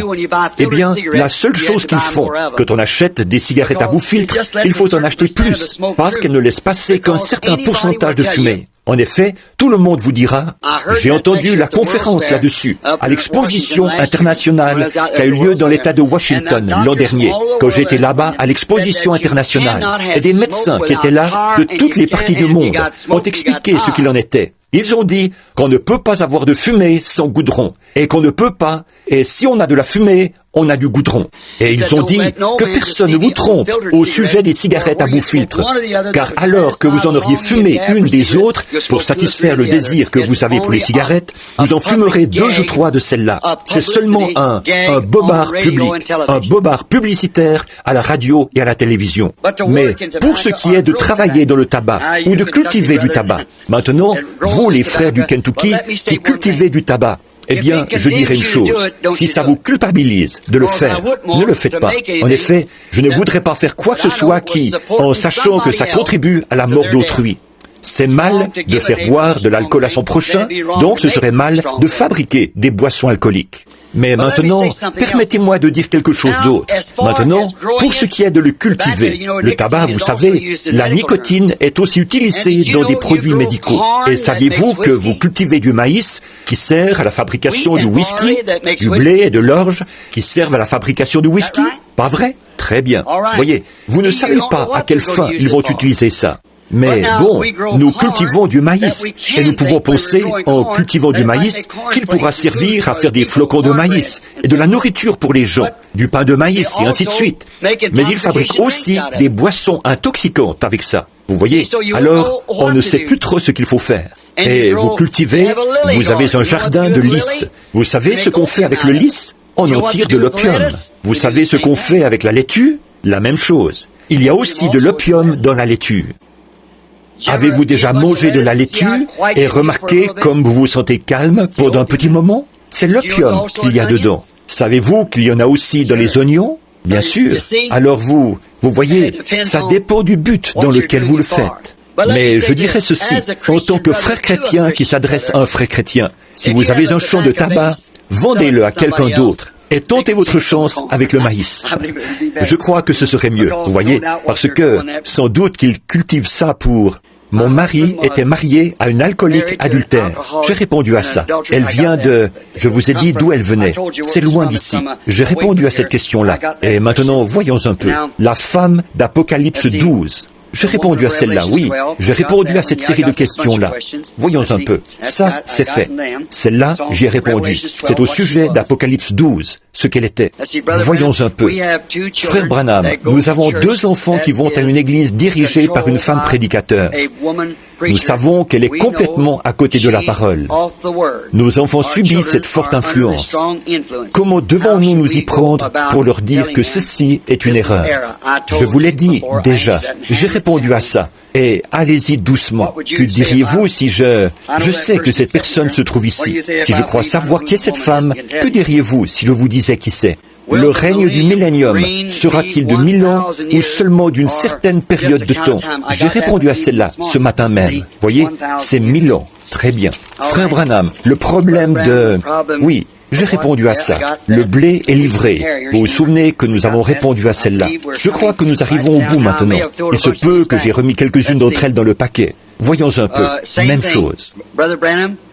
Frère Branham, je suis la mère de 6 beaux enfants et mon mari désire que j'aille travailler quelque temps pour l'aider financièrement. Est-ce que je devrais le faire? Aussi, veuillez prier Dieu de m'accorder la foi que de me donner Abraham est une foi semblable comme celle d'Abraham, de Daniel et des enfants hébreux. Un chrétien devrait-il cultiver du tabac? Je viens d'expliquer ça. Brother Branham, is it wrong for a woman to shave her legs? Am I seeing that? Et frère Branham, est-ce mal pour une femme de se raser les jambes? Est-ce que j'ai bien vu? Est-ce que c'est bien ça qui est dit là? Je n'arrive pas à... Je ne sais pas. Je vous laisse le soin de décider. Est-ce qu'aujourd'hui, la limitation de la famille, c'est mal? Cela veut-il dire de pratiquer le contrôle absolu des naissances? J'ai répondu à ça, bien entendu, individuellement. Voyons un peu. Si une femme qui est dans le péché obtient un divorce, se remarie et... J'ai répondu à ça. Vous vous souvenez, j'ai dit, laissez les cas de divorce jusqu'à ce que... J'ai une amie que j'aime beaucoup. Elle a reçu des bandes et des lettres dont je crois que ne lui ai jamais parlé. Au fond, je pense que j'ai peur de la détruire et de perdre son amitié. Que dois-je faire? Parlez-lui avec amour. Je crois que j'ai répondu à ça, mais n'essayez pas d'imposer quelque chose à qui que ce soit. Soyez salés, c'est tout. Ils auront envie d'être comme vous. Frères et sœurs, je crois que j'ai répondu à ces questions. Frère Branham, s'il vous plaît, expliquez ce qu'il en est des 5 vierges folles. Je sais que j'ai répondu à celle-là. C'est écrit sur du papier rouge. Je crois que j'ai répondu à celle-là. Je crois que j'ai répondu à toutes ces questions. Loué soit l'Éternel. Voyons un peu. Excusez-moi une petite minute. Cher prophète de Dieu, Marc 16, 18. La partie de l'imposition des mains aux malades. Je vis au milieu de manipulateurs de serpents. Qu'en est-il? Eh bien, c'est une bonne question. Si vous vivez au milieu de manipulateurs de serpents et qu'ils disent que Marc 16, certainement, je crois que ce que la Bible dit, c'est exactement ça qu'elle veut dire. Je crois que si nous essayons de tenter le Seigneur dans quelque chose, nous allons récolter. Mais je ne pense pas que Dieu veut dire que vous devez m'apporter une bouteille d'arsenic pour voir si je peux la boire, pour vous prouver que j'ai la foi. Pas plus que je crois que ce serait bien pour vous de m'apporter un serpent pour que je le saisisse, afin de vous montrer que j'ai la foi pour vaincre son venin. Je ne crois pas que ce soit ça. Par contre, oui, je crois que si j'étais dans l'eau en train de baptiser des gens, ou d'œuvrer pour le Seigneur, ou là-bas dans la jungle, et qu'un serpent me morde, je continuerais tout simplement à marcher au nom du Seigneur. Voyez, je crois que c'est ce que ça voulait dire. Maintenant, si vous devez saisir, vous voyez, ce que vous faites avec ça, chère personne, qui que vous soyez, souvenez-vous de ceci. Voyez, observez ce qui s'est fait dans la Bible à ce sujet. Pas plus que je crois que si vous essayez de dire gloire, gloire, gloire. Ne tentez pas Dieu pour arriver à parler en langue. Laissez simplement l'Esprit parler à travers vous. Voyez? Maintenant, je ne crois pas qu'on doive tenter Dieu ou forcer quoi que ce soit. Tout comme je le disais tout à l'heure, quand l'Esprit, nous nous attendons à l'Esprit, c'est lui qui agit. Maintenant, observez, Paul ramassait des broussailles sur l'île de Crète, je crois. Il était lié de chaînes. Et un serpent, peut-être un mamba, c'est une morsure mortelle. Il aurait dû tomber raide mort. Je ne connais pas d'autre serpent qui vous tuera aussi vite que ça. Il n'y a que le mamba. Alors, disons qu'il a ramassé ce mamba. C'est une morsure mortelle. Il ne vous reste plus qu'environ quelques respirations. Quand le mamba vous pique, ou si c'est un cobra, vous avez 50% de chances de vous en tirer avec du sérum. S'il s'agit d'un cobra noir, s'il s'agit d'un cobra jaune, vous avez environ 80% de chances de mourir et environ 20% de chances de vivre. Dans le cas d'un mamba, vous n'avez aucune chance. Vous êtes mort, carrément. En effet, vous n'avez plus que quelques respirations. Ça paralyse le système nerveux, le système sanguin et tout le reste. Et c'est fini pour vous. Voyez? Mais quand ce mamba a mordu Paul à la main, ils ont dit, eh bien, cet homme c'est un méchant, peut-être un meurtrier. Bien qu'il ait été sauvé de la mer, cependant là, il n'a pas pu échapper à la mort. Les dieux vont lui faire justice, puisqu'il est un meurtrier. Paul, en voyant ce serpent suspendu à sa main, il l'a simplement secoué. Il n'était pas tout excité. « Oh Seigneur, aide-moi à faire ça !» Non, il l'a regardé, il l'a secoué dans le feu, et il a continué à ramasser des broussailles comme si de rien n'était. Ils ont dit, il va mourir à l'instant, parce que quand ce serpent vous mord, c'est fini. Le temps s'écoulait. Au bout d'un moment, Paul n'avait pas enflé. Il n'était pas mort. Il n'avait ressenti aucun effet. Ils ont changé d'avis. Ils ont dit, c'est un Dieu qui est descendu, sous la forme d'un homme. Voyez? Il n'a jamais dit, amenez-moi ce serpent. Mais le serpent l'a mordu. Il n'a jamais tenté Dieu. Mais il a eu la foi en Dieu pour vaincre la morsure du serpent. Vous voyez ce que je veux dire? Donc, qui que vous soyez, vous qui êtes parmi des manipulateurs de serpents, or, si eux, ils veulent manipuler des serpents, ça les regarde. Voyez? Moi, je ne vois pas ça du même œil. Bon, vous dites, eh bien, ces gens-là ont la foi. Je ne dis pas qu'ils n'ont pas la foi. Ils se brûlent avec un chalumeau à acétylène et des choses du genre. Mais vous voyez, ce ne sont quand même pas des preuves que ce soit de Dieu. J'ai vu des Indiens marcher sur un tapis de feu de 1 mètre de large et d'environ 40 mètres de long. Et on a tissé le feu avec des feuilles jusqu'à ce qu'il soit chauffé à blanc. Ce n'étaient pas des hommes extraordinaires, mais de simples fermiers. Ils enlevaient leurs chaussures. Ils prenaient des petits... Les prêtres les bénissaient en les aspergeant de sang de bouc. Et ils prenaient des petits crochets, comme des hameçons, et ils se plantaient ça dans la peau au-dessus de leur bouche, jusqu'à ce que ce soit vraiment moche. Des boules toutes remplies d'eau, semblables à des petites boules de sapin de Noël, comme ça, des ornements, toutes remplies, et ces grands hameçons longs comme ça, qui s'enfonçaient dans la chair. Vous pouvez vous imaginer un peu ce que c'est de les mettre et de les enlever. Et il se tenait là et marchait sur ce feu vif, en le traversant jusqu'au bout. Et c'était bien chauffé à blanc, plus que rouge, chauffé à blanc. Il traversait tout ce feu, faisait demi-tour et refaisait ce chemin à l'envers, sans avoir la moindre brûlure aux pieds. Et ils ne croient même pas en notre Dieu. Leur culte, c'est le culte des démons. Voyez, donc ça ne veut rien dire, ça. Restez simplement éloignés. Soyez simplement un chrétien très gentil, très humble. Menez la vie qu'il faut, et Dieu s'occupera du reste. Frère Branham, que vont prêcher les prédicateurs qui ne font pas partie de l'épouse? Ceux qui prêchent en ce moment le Saint-Esprit, le baptême d'eau et le salut, que prêcheront-ils s'ils ne font pas partie de l'épouse? Eh bien, vous savez ce qui va probablement arriver. Je dis ceci maintenant, je ne peux pas le prouver, mais ils vont simplement continuer à prêcher comme ils le font maintenant. Et les gens vont continuer en pensant qu'ils reçoivent le salut, mais l'épouse sera déjà partie. Est-ce bien, selon la parole, de pratiquer le contrôle des naissances? Je vous ai dit que je répondrai à ça en privé. Vous qui avez ces questions, venez me voir en privé. Cher frère Branham, nous avons un enseignant dont vous savez que l'Écriture dit... Oui, j'ai répondu à ça. 1 minute, là. Frère Branham, à un moment donné, nous avons inscrit notre nom sur le registre d'une certaine... Oui, j'ai répondu à ça. C'est pour savoir s'ils ont fait une erreur en retirant leur nom. Qu'est-ce que... Approuveriez-vous le contrôle des naissances? Non, je ne peux pas l'approuver. Non, monsieur, voyez, est-ce que le 7e ange, tel que mentionné dans Apocalypse 10, est la même personne que l'Élie de Malachie 4? Est-ce que j'ai répondu à ça? Il me semble que je n'y ai pas répondu. Oui, c'est la même personne. Apocalypse 10 est le message du 7e ange, le 7e ange, messager du 7e âge de l'Église, qui est Malachie 4. Est-ce que le contrôle des naissances? J'en ai beaucoup là-dessus. Je les ai simplement remises derrière. Je ne voulais pas répondre à ça. J'aimerais mieux vous voir en privé. Où trouvons-nous que Noé a prêché pendant 120 ans et qu'il a construit l'arche en 120 ans? Est-ce que j'ai répondu à ça? Une génération où le temps alloué sur terre à l'homme était de 120 ans, période que Noé a prise pour construire l'arche, laquelle période était considérée comme une génération en ce temps-là. 120 années était le temps alloué à l'homme, et il a prêché, par conséquent, Genèse 6:3, il a prêché à cette génération. Donc, 120 ans, c'est ce que Noé a fait. Très bien. Voyons un peu maintenant.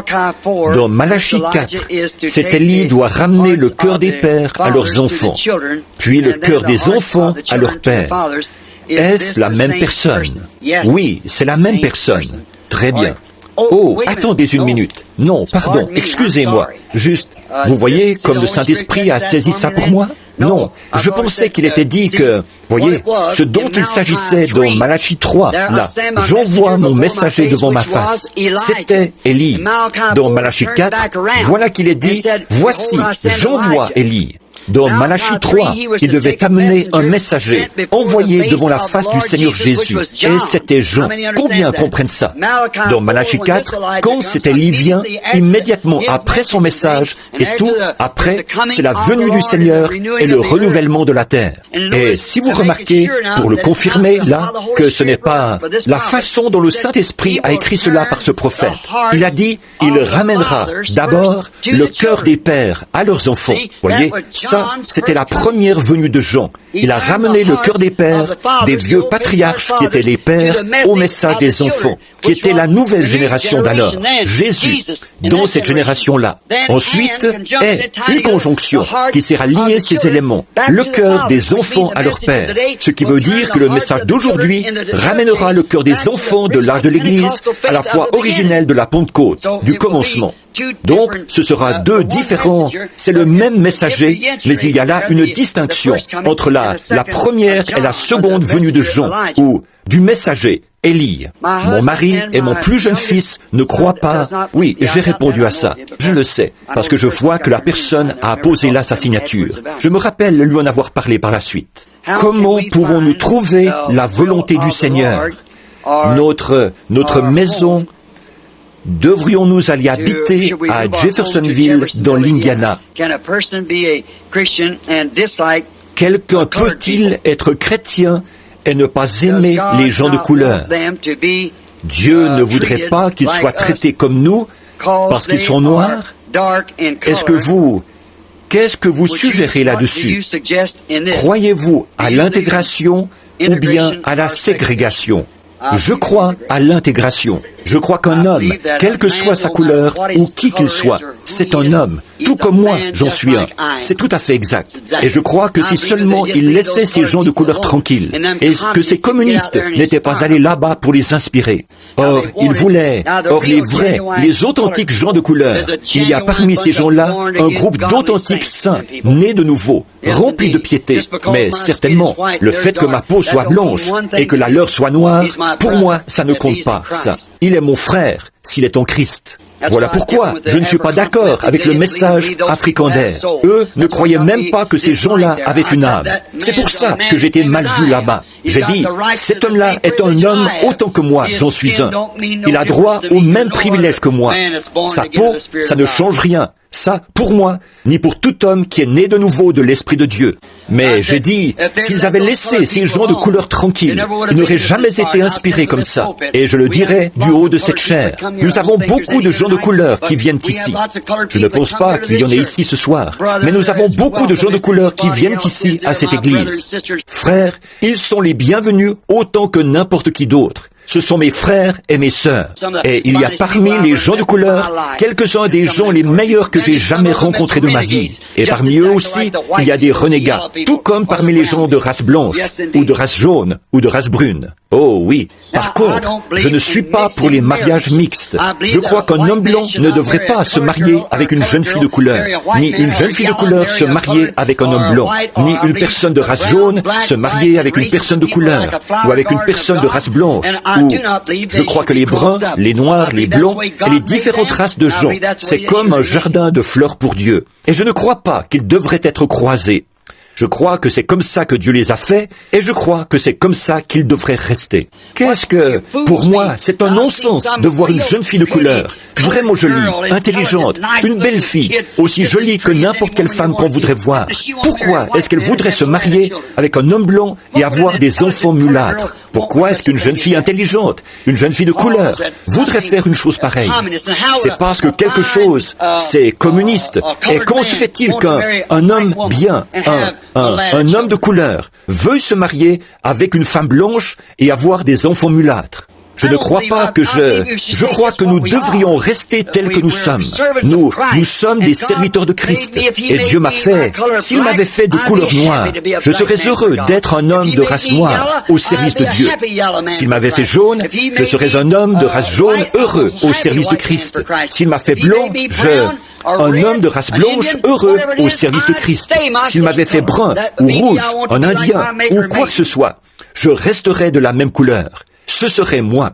Je veux être comme mon Créateur m'a fait. Là-bas, ce jour-là, à Shreveport, quand ce soulèvement s'est produit, et qu'il y avait là tous ces jeunes gens de couleur, inspirés par le communisme, je vous l'ai dit ici, de cette chair, jamais personne n'a causé un aussi grand déshonneur aux gens de couleur que Martin Luther King. C'est vrai, cet homme va conduire des milliers d'entre eux à un massacre. C'est vrai, c'est inspiré par le communisme. Je vais vous prouver ce que j'avance. J'avais dit ça il y a environ 2 ans. Regardez ce qui est en train de se produire en ce moment. Ils ont dit qu'ils luttaient pour l'intégration. Et quand la loi leur a accordé l'intégration, et vous, qui n'êtes pas pour l'intégration, vous devriez avoir honte. Notre nation permet l'intégration, et nous devrions faire ce que le grand patron dit de faire. C'est tout à fait exact. Et maintenant, vous dites de ne pas entrer dans certains endroits, et ainsi de suite, ou dans certains magasins, ou de devoir s'asseoir à l'arrière de l'autobus, et tout ça. Non, monsieur, la loi dit qu'ils sont pareils à nous, donc nous sommes pareils à eux. Donc, agissons en conséquence. Montrons-le par notre manière d'être. Et c'est exactement ce que croient tous ceux qui sont véritablement nés de nouveau. C'est ça, je crois, qu'il y a dans leur cœur. Je n'ai jamais eu autant de compassion pour des gens comme j'en ai pour ces pauvres gens de l'Afrique, à cause de la façon dont ils ont été traités. Et je ne crois pas à ce genre de choses-là. Je suis du Sud, je suis né là-bas, de l'autre côté de la rivière, mais je suis comme Abraham Lincoln. Je suis venu ici parce que je crois que les hommes sont nés égaux. C'est vrai, je ne crois pas qu'on doive séparer les gens et ce genre de choses-là, alors que ces gens baptisés du Saint-Esprit et tout. Mais regardez, c'est vrai, ces authentiques gens de couleur qui sont des chrétiens nés de nouveau, ce n'est pas eux qui causent tous ces ennuis. Vous voulez les condamner pour ça. Mais que dire de certains de nos jeunes renégats de race blanche? Voyez, maintenant, ce qui est bon pour l'un l'est aussi pour l'autre. Voyons donc, nos jeunes de race blanche causent 2 fois plus d'ennuis qu'eux. C'est tout à fait exact. Où est-ce que ça se passe? Dans nos universités et établissements de ce genre. Quelques-uns de nos gens les plus instruits sont à l'origine de ces choses. Voyez? Eh bien, qu'est-ce que c'est? Maintenant, pour vous montrer que c'est le communisme, et non pas ces gens de couleur. C'est toujours de cette façon-là que le communisme s'est introduit pour prendre le contrôle. Ils font ça dans chaque nation. C'est comme ça qu'ils s'y prennent. Ils vous amènent à vous battre les uns contre les autres. Une révolution. Puis, ils s'emparent du pouvoir sans qu'il y ait un seul coup de feu. Ils ne veulent pas faire sauter ce pays. Ils le veulent pour eux. Ils peuvent s'y infiltrer. Et maintenant, ils ont vu une circonstance qui s'y prêtait bien. Ils savent ce qu'a été la vieille révolution. Alors, ils ont eu l'idée de commencer une autre révolution. Pour vous prouver que ce que j'avance, c'est bien évident. Après qu'ils ont eu l'intégration, maintenant ils l'ont, par des moyens légaux, légalement. Maintenant, ils causent plus d'ennuis qu'ils en ont causé au départ. Voyez, ça montre que c'est le communisme, et non pas ces précieuses âmes qui sont nées de l'Esprit de Dieu. Est-ce que nous pouvons encore brûler d'ardeur et prêcher l'Évangile? Ou est-ce que ce temps est terminé? Non, continuez à prêcher de toutes vos forces. Frères, ne lâchez pas, je vous donne mon appui. Frère Branham, quand vous avez prophétisé de ne pas manger d'œufs, de ne pas vivre dans la vallée, était-ce une prophétie juste pour vous ou pour l'Assemblée?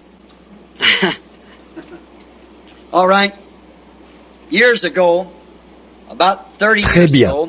Il y a des années, une trentaine d'années, j'ai donné une prophétie où il était dit que dans les derniers jours, il y aurait des maladies parmi les animaux, parmi le bétail, et que les œufs, même les œufs seraient affectés, et qu'il y aurait des œufs qui ne seraient pas bons à manger, et aussi que les gens qui vivent dans les vallées.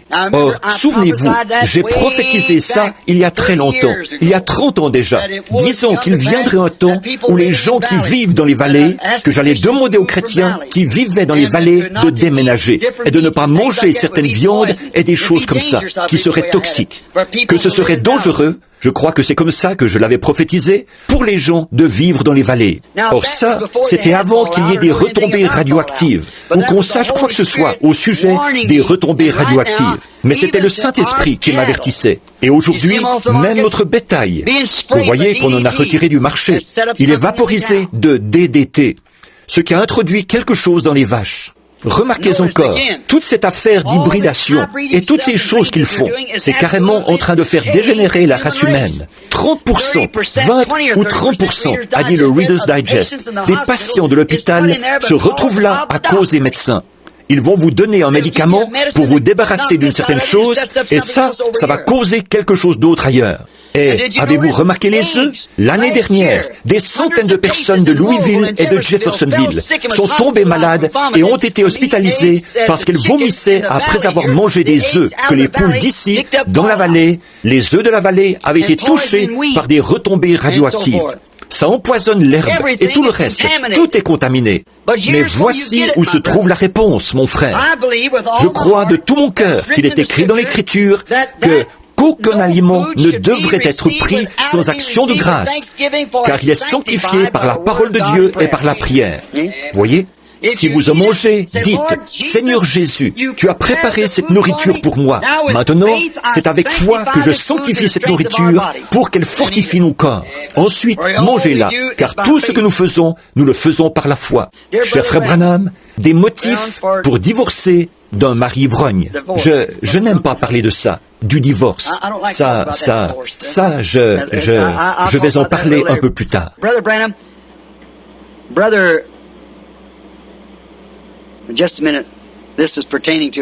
Frère Branham, frère, une minute. Ceci concerne l'un des ministres d'ici. Je vais la lire d'abord.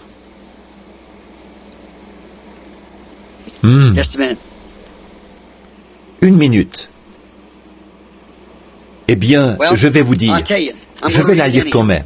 Frère Branham, frère Neville m'a dit par prophétie que, ainsi dit le Seigneur, je recevrai le Saint-Esprit. Alors qu'il m'a dit, avec cette assurance, que je recevrai le Saint-Esprit, je n'ai pas encore reçu le Saint-Esprit. Devrais-je continuer? Mais bien sûr, faites ça. Continuez à croire. Remarquez, j'étais chez Frère Wood hier, au moment où on a reçu un appel téléphonique d'un homme qui est dans un fauteuil roulant, qui était venu ici avec un fardeau pour un frère ou pour quelqu'un qui était alcoolique, qui avait été chez les alcooliques anonymes, qui avait reçu des piqûres à l'hôpital et tout. Et Frère Neville, soit par un parler en langue ou autre, il a donné une prophétie à cette personne. Il a donné la prophétie qu'il arriverait quelque chose de bien à cet homme, dans les quelques jours qui allaient suivre, ou quelque chose comme ça. Et l'homme a téléphoné pour dire que cet homme, depuis 68 jours maintenant qu'il a quitté l'hôpital, il n'a pas pris un seul verre, ni aucun médicament pour l'empêcher de boire, ni rien. Et la chose que Frère Neville avait dite par prophétie s'est accomplie. Loué soit l'Éternel. Nous croyons que notre frère est un homme de Dieu. Cher frère Branham, Maintenant, attendez, je vais m'arrêter là une petite minute. Or, c'est ça que j'essaye de dire aux gens. Frère Neville croit le même message que moi, je crois. Frère Capps, frère Biller, frère Raddle, tous ces frères ici croient le même message que moi, je crois. Ils le prêchent comme moi.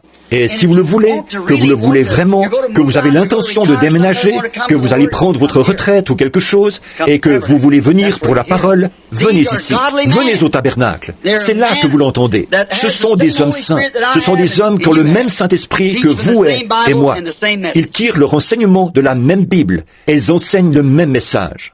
Cher frère Branham, ceux qui parlent en langue, sont-ils le reste? Oui, j'ai répondu à ça. Oui, j'ai répondu à ça. Naître en parlant en langue. Frère Branham, votre prédication sur le baptême du Saint-Esprit, est-ce que le baptême au nom de Jésus? Oui, j'ai répondu à ça.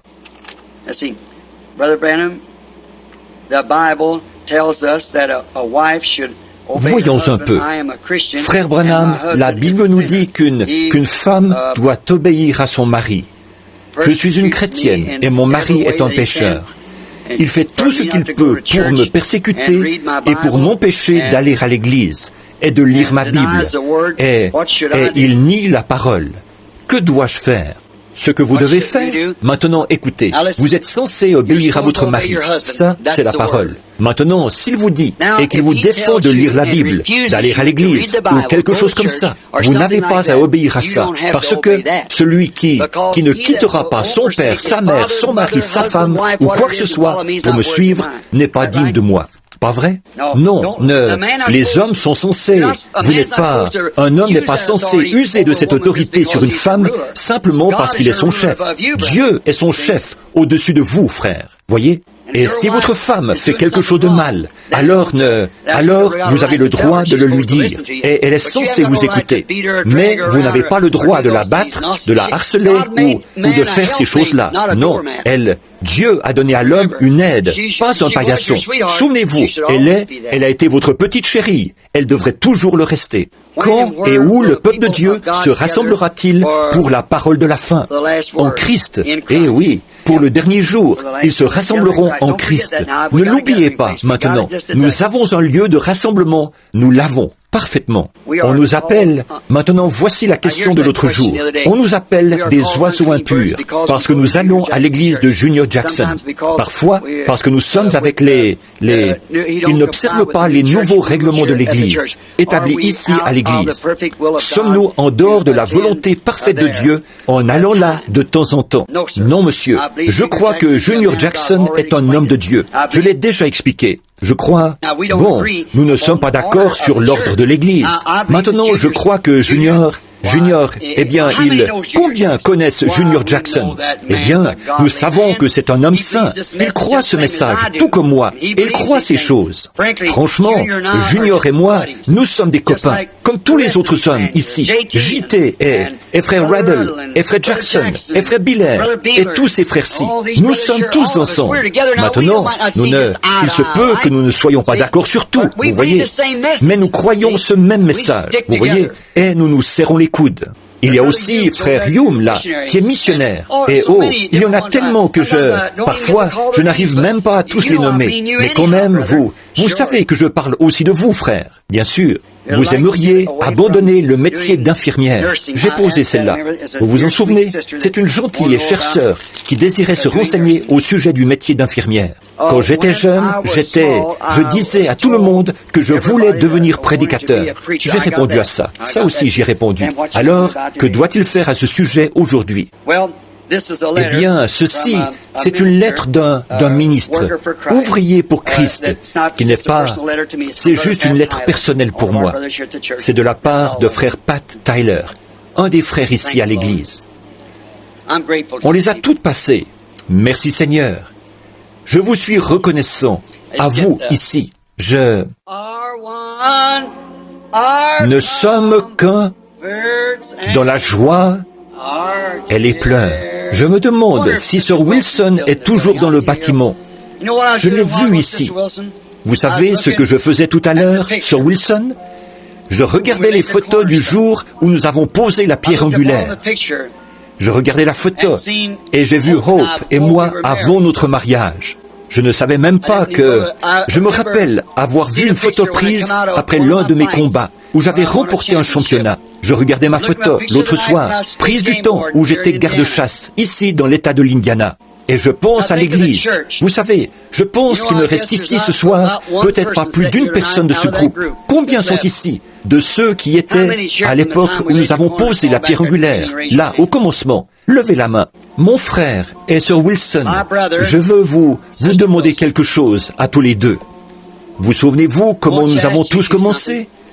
Vous souvenez-vous du vieux sol, quand il était plein de boue? Nous avions de vieilles fenêtres qui branlaient. Nous avions 80 cents pour démarrer ça. C'était plein de mauvaises herbes. Et tout ceci, c'était comme de la forêt, ici derrière nous, quand nous l'avons construit, le tabernacle. Regardez tous ceux d'entre nous qui ont fait leurs vœux et qui ont défilé ici devant l'autel. Nous les avons vus venir et partir, l'un après l'autre. Avez-vous remarqué ceux qui sont restés avec le message, comment ils sont partis? Maintenant, pensez à ceux qui ont abandonné le message, comment eux sont partis. Pensez-y. Nous voici ce soir, après tout ce groupe-là, qui était 3 fois plus nombreux que ce que nous avons maintenant ici, même à nos réunions où il y a le plus de monde. Pensez-y, alors que des autobus scolaires étaient parqués partout dans le voisinage, et d'un bout à l'autre de ce terrain, venant de partout. Et on installait même des tentes pour le surplus de gens. Et encore là, on n'arrivait pas à placer tous les gens qui se rassemblaient ici. Je n'étais qu'un jeune prédicateur. Voyez? Et de ces milliers de gens que nous avons eus, nous ne sommes plus que 3 ici, ce soir. Je me souviens de Sir Wilson, quand on m'avait appelé à son chevet, alors qu'elle se mourait de la tuberculose. Elle faisait une hémorragie, au point que les draps et les tailles d'oreiller avaient été déposés dans le coin, imbibés de sang. Je me souviens que le Saint-Esprit a arrêté le sang. Quelques jours plus tard, je l'ai baptisée dans la rivière Ohio, dans l'eau glacée, au nom de Jésus-Christ. Et je l'ai fait asseoir à l'arrière de ma décapotable, un vieux roadster. Et je l'ai conduite d'Utica, c'est bien ça, n'est-ce pas, Oui, Sœur Hope, ma femme, et cette sœur étaient assises sur le siège avant d'un petit roadster. Ma mère et Sœur Snelling étaient assises à l'arrière. J'ai leurs photos. Sœur Snelling, maman et les autres, Madame Weber, ma belle-mère, nous tous qui étions là. Et Meda, qui n'était qu'une petite fille, elle était là. Et maintenant, elle est une femme aux cheveux gris. Je me souviens quand ils ont fait une journée de vente d'insignes pour ramasser nos premiers sous. Et je me souviens que Hope s'était placée au coin de la rue. Elle n'était qu'une jeune fille d'environ 16 ans. Elle vendait comme ceci, en tendant un insigne aux gens. Elle leur donnait un insigne. On pouvait mettre un ivrogne a descendu la rue. Il a dit, « Pardon, mademoiselle. » Il a dit, « Qu'est-ce que vous vendez ?» Elle a dit, « Rien. » Alors, je vous donne cet insigne. Elle a dit, « Il s'agit d'un don pour l'Église. Si vous désirez mettre quelque chose là-dedans comme don, nous essayons de ramasser assez d'argent pour construire un tabernacle dans la ville. » Elle a dit, « Si vous voulez mettre quelque chose, vous pouvez. Mais si... » Il a dit, « Je n'ai rien. » Elle a dit, « Prenez un insigne quand même. » Il l'a pris et il l'a regardé. D'un côté, ça disait, « Où passerez-vous l'éternité ?» Et de l'autre côté, il y avait un point d'interrogation. « Où passerez-vous l'éternité ?» Une question. Il est revenu en titubant. Il regardait ça. Il a dit, « Mademoiselle, vous posez là une sérieuse question. » Elle a dit, « Mais cette question doit être réglée. » C'est vrai. Elle est partie. Elle est de l'autre côté du rideau ce soir. Je me souviens des dernières paroles qu'elle a prononcées. Je me souviens de ce que moi, je lui ai dit. Je m'en souviens. Oui, monsieur. Beaucoup d'eau a coulé sous les ponts depuis. Nous avions l'habitude de nous tenir là. Et même avant que nous ayons une église, nous avions l'habitude de nous tenir debout, de nous tenir par la main en chantant ce cantique. C'est comme si je l'entendais encore. Myrtille n'était qu'un bout de chou à cette époque-là. J'ai une photo du petit Leroy qui se tenait là, debout. Ce n'était qu'un bon bain, quoi.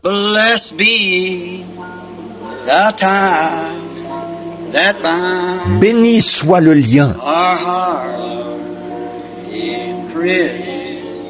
qui nous unit en Christ.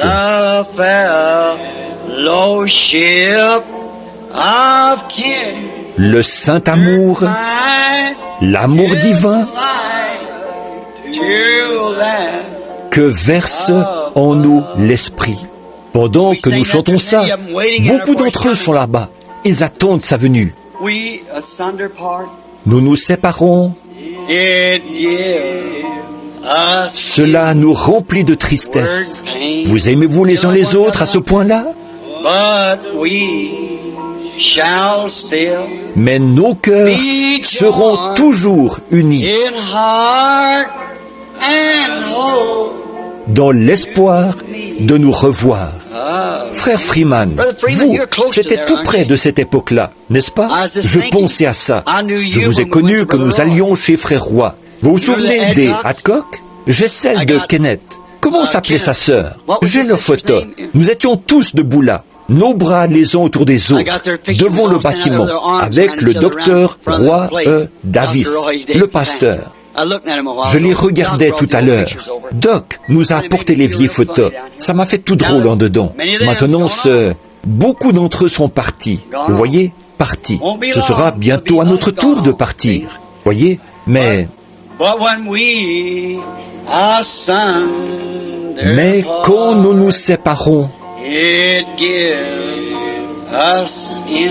cela nous remplit de tristesse.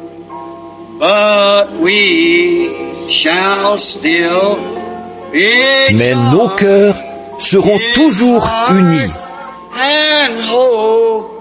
dans l'espoir de nous revoir.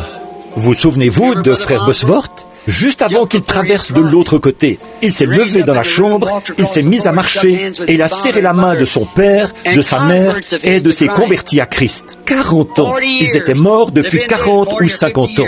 Il les a vus qui se tenaient là dans la chambre et il essayait d'amener tout le monde à les voir aussi. Qu'est-ce que c'était? Ce vieil homme était en train d'entrer dans ce pays où je me suis trouvé le matin où j'ai eu cette vision. C'est vrai. Je les ai vus là-bas. Ils étaient redevenus jeunes. Nos cœurs sont toujours unis. Nous espérons nous revoir. C'est vrai. Que Dieu vous bénisse. Je viens de regarder au fond de la salle. Je parlais de mes amis de couleur et j'aperçois frère et sœur Nash qui sont assis là-bas. Je ne savais pas que vous étiez là. Je viens juste de regarder au fond. Ils sont tout au fond. Et cet autre frère qui est assis ici, est-ce le frère qui me manifeste à haute voix son appréciation là-bas, au fond, de temps en temps, qui est assis ici? Son nom m'échappe. Frère Wood m'a dit qu'il causait avec lui et qu'il lui a dit, vous savez quoi? Quand l'esprit me saisit, il faut que je crie. Hé! Il a dit, j'espère que je ne dérange pas. Quand vous ne criez pas, hé! C'est moi que ça dérange. Que Dieu vous bénisse. Je vous aime, frères et sœurs. C'est vrai. Frère Nash, sœur Nash, vous savez que je vous aime. Oui, monsieur. Vous êtes mon frère et ma sœur en Jésus-Christ, de chers et tendres amis. Et s'il y a quelqu'un d'autre, s'il y en a quelques-uns que je n'ai pas vus, sachez que ces portes, ici, vous sont ouvertes. Les portes du ciel s'ouvriront aussi. Mais nos cœurs seront toujours unis dans l'espoir de nous revoir.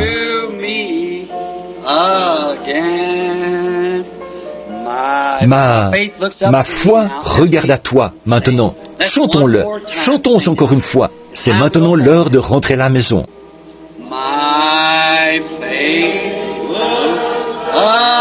Ma foi regarde à toi. Toi, agneau du calvaire. Ô Sauveur divin, écoute ma prière. Efface mon péché.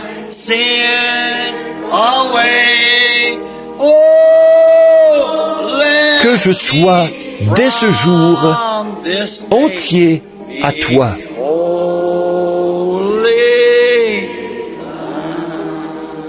Essayons encore, saint, saint, là, d'accord?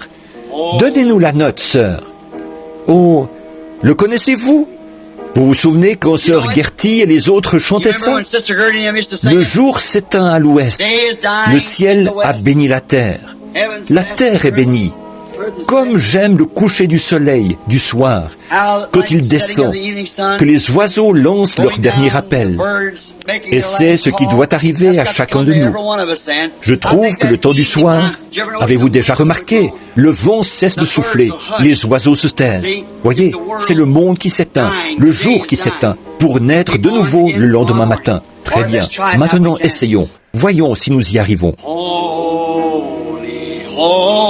Saint, Saint, Saint,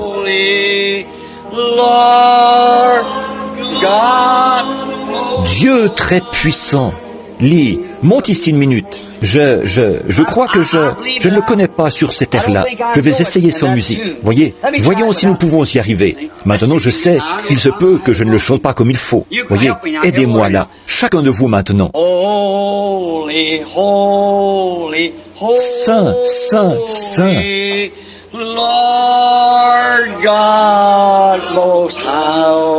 Dieu très armé.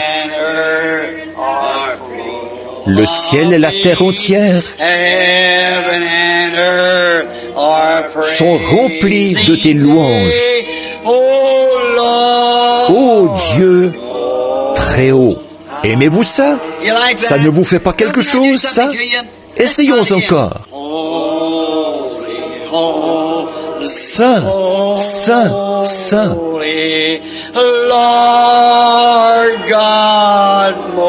Dieu très haut.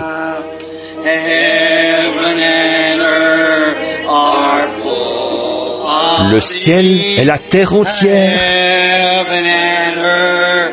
sont remplis de tes louanges.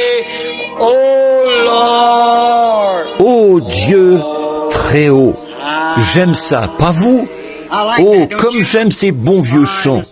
Il y a quelque chose que j'aime dans ces chants.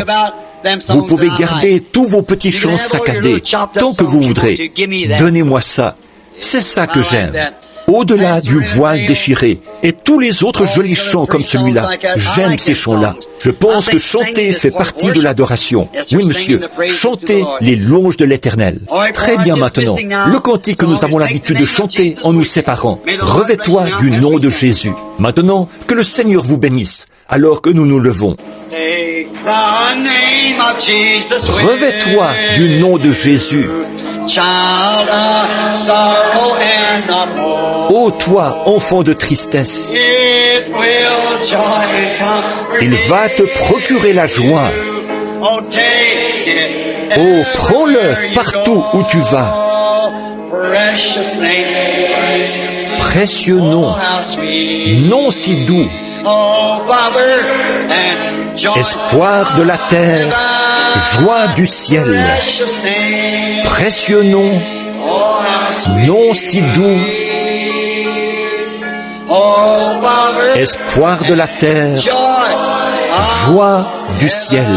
Maintenant, voici le couplet que j'aime, et c'est un avertissement pour chacun de vous. Là, qu'est-ce qu'il faut faire? Revêt-toi du nom de Jésus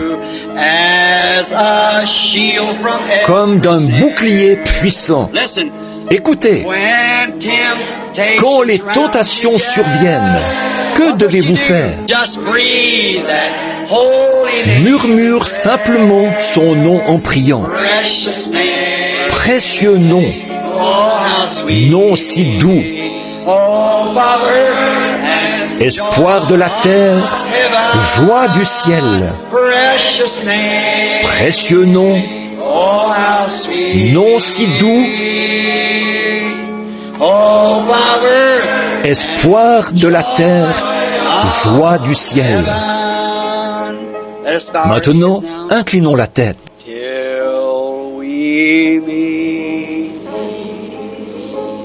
Jusqu'à ce que nous nous revoyions.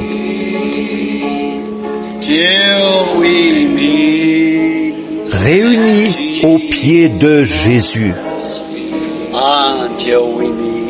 Jusqu'à ce que nous nous revoyions. Jusqu'à ce que nous...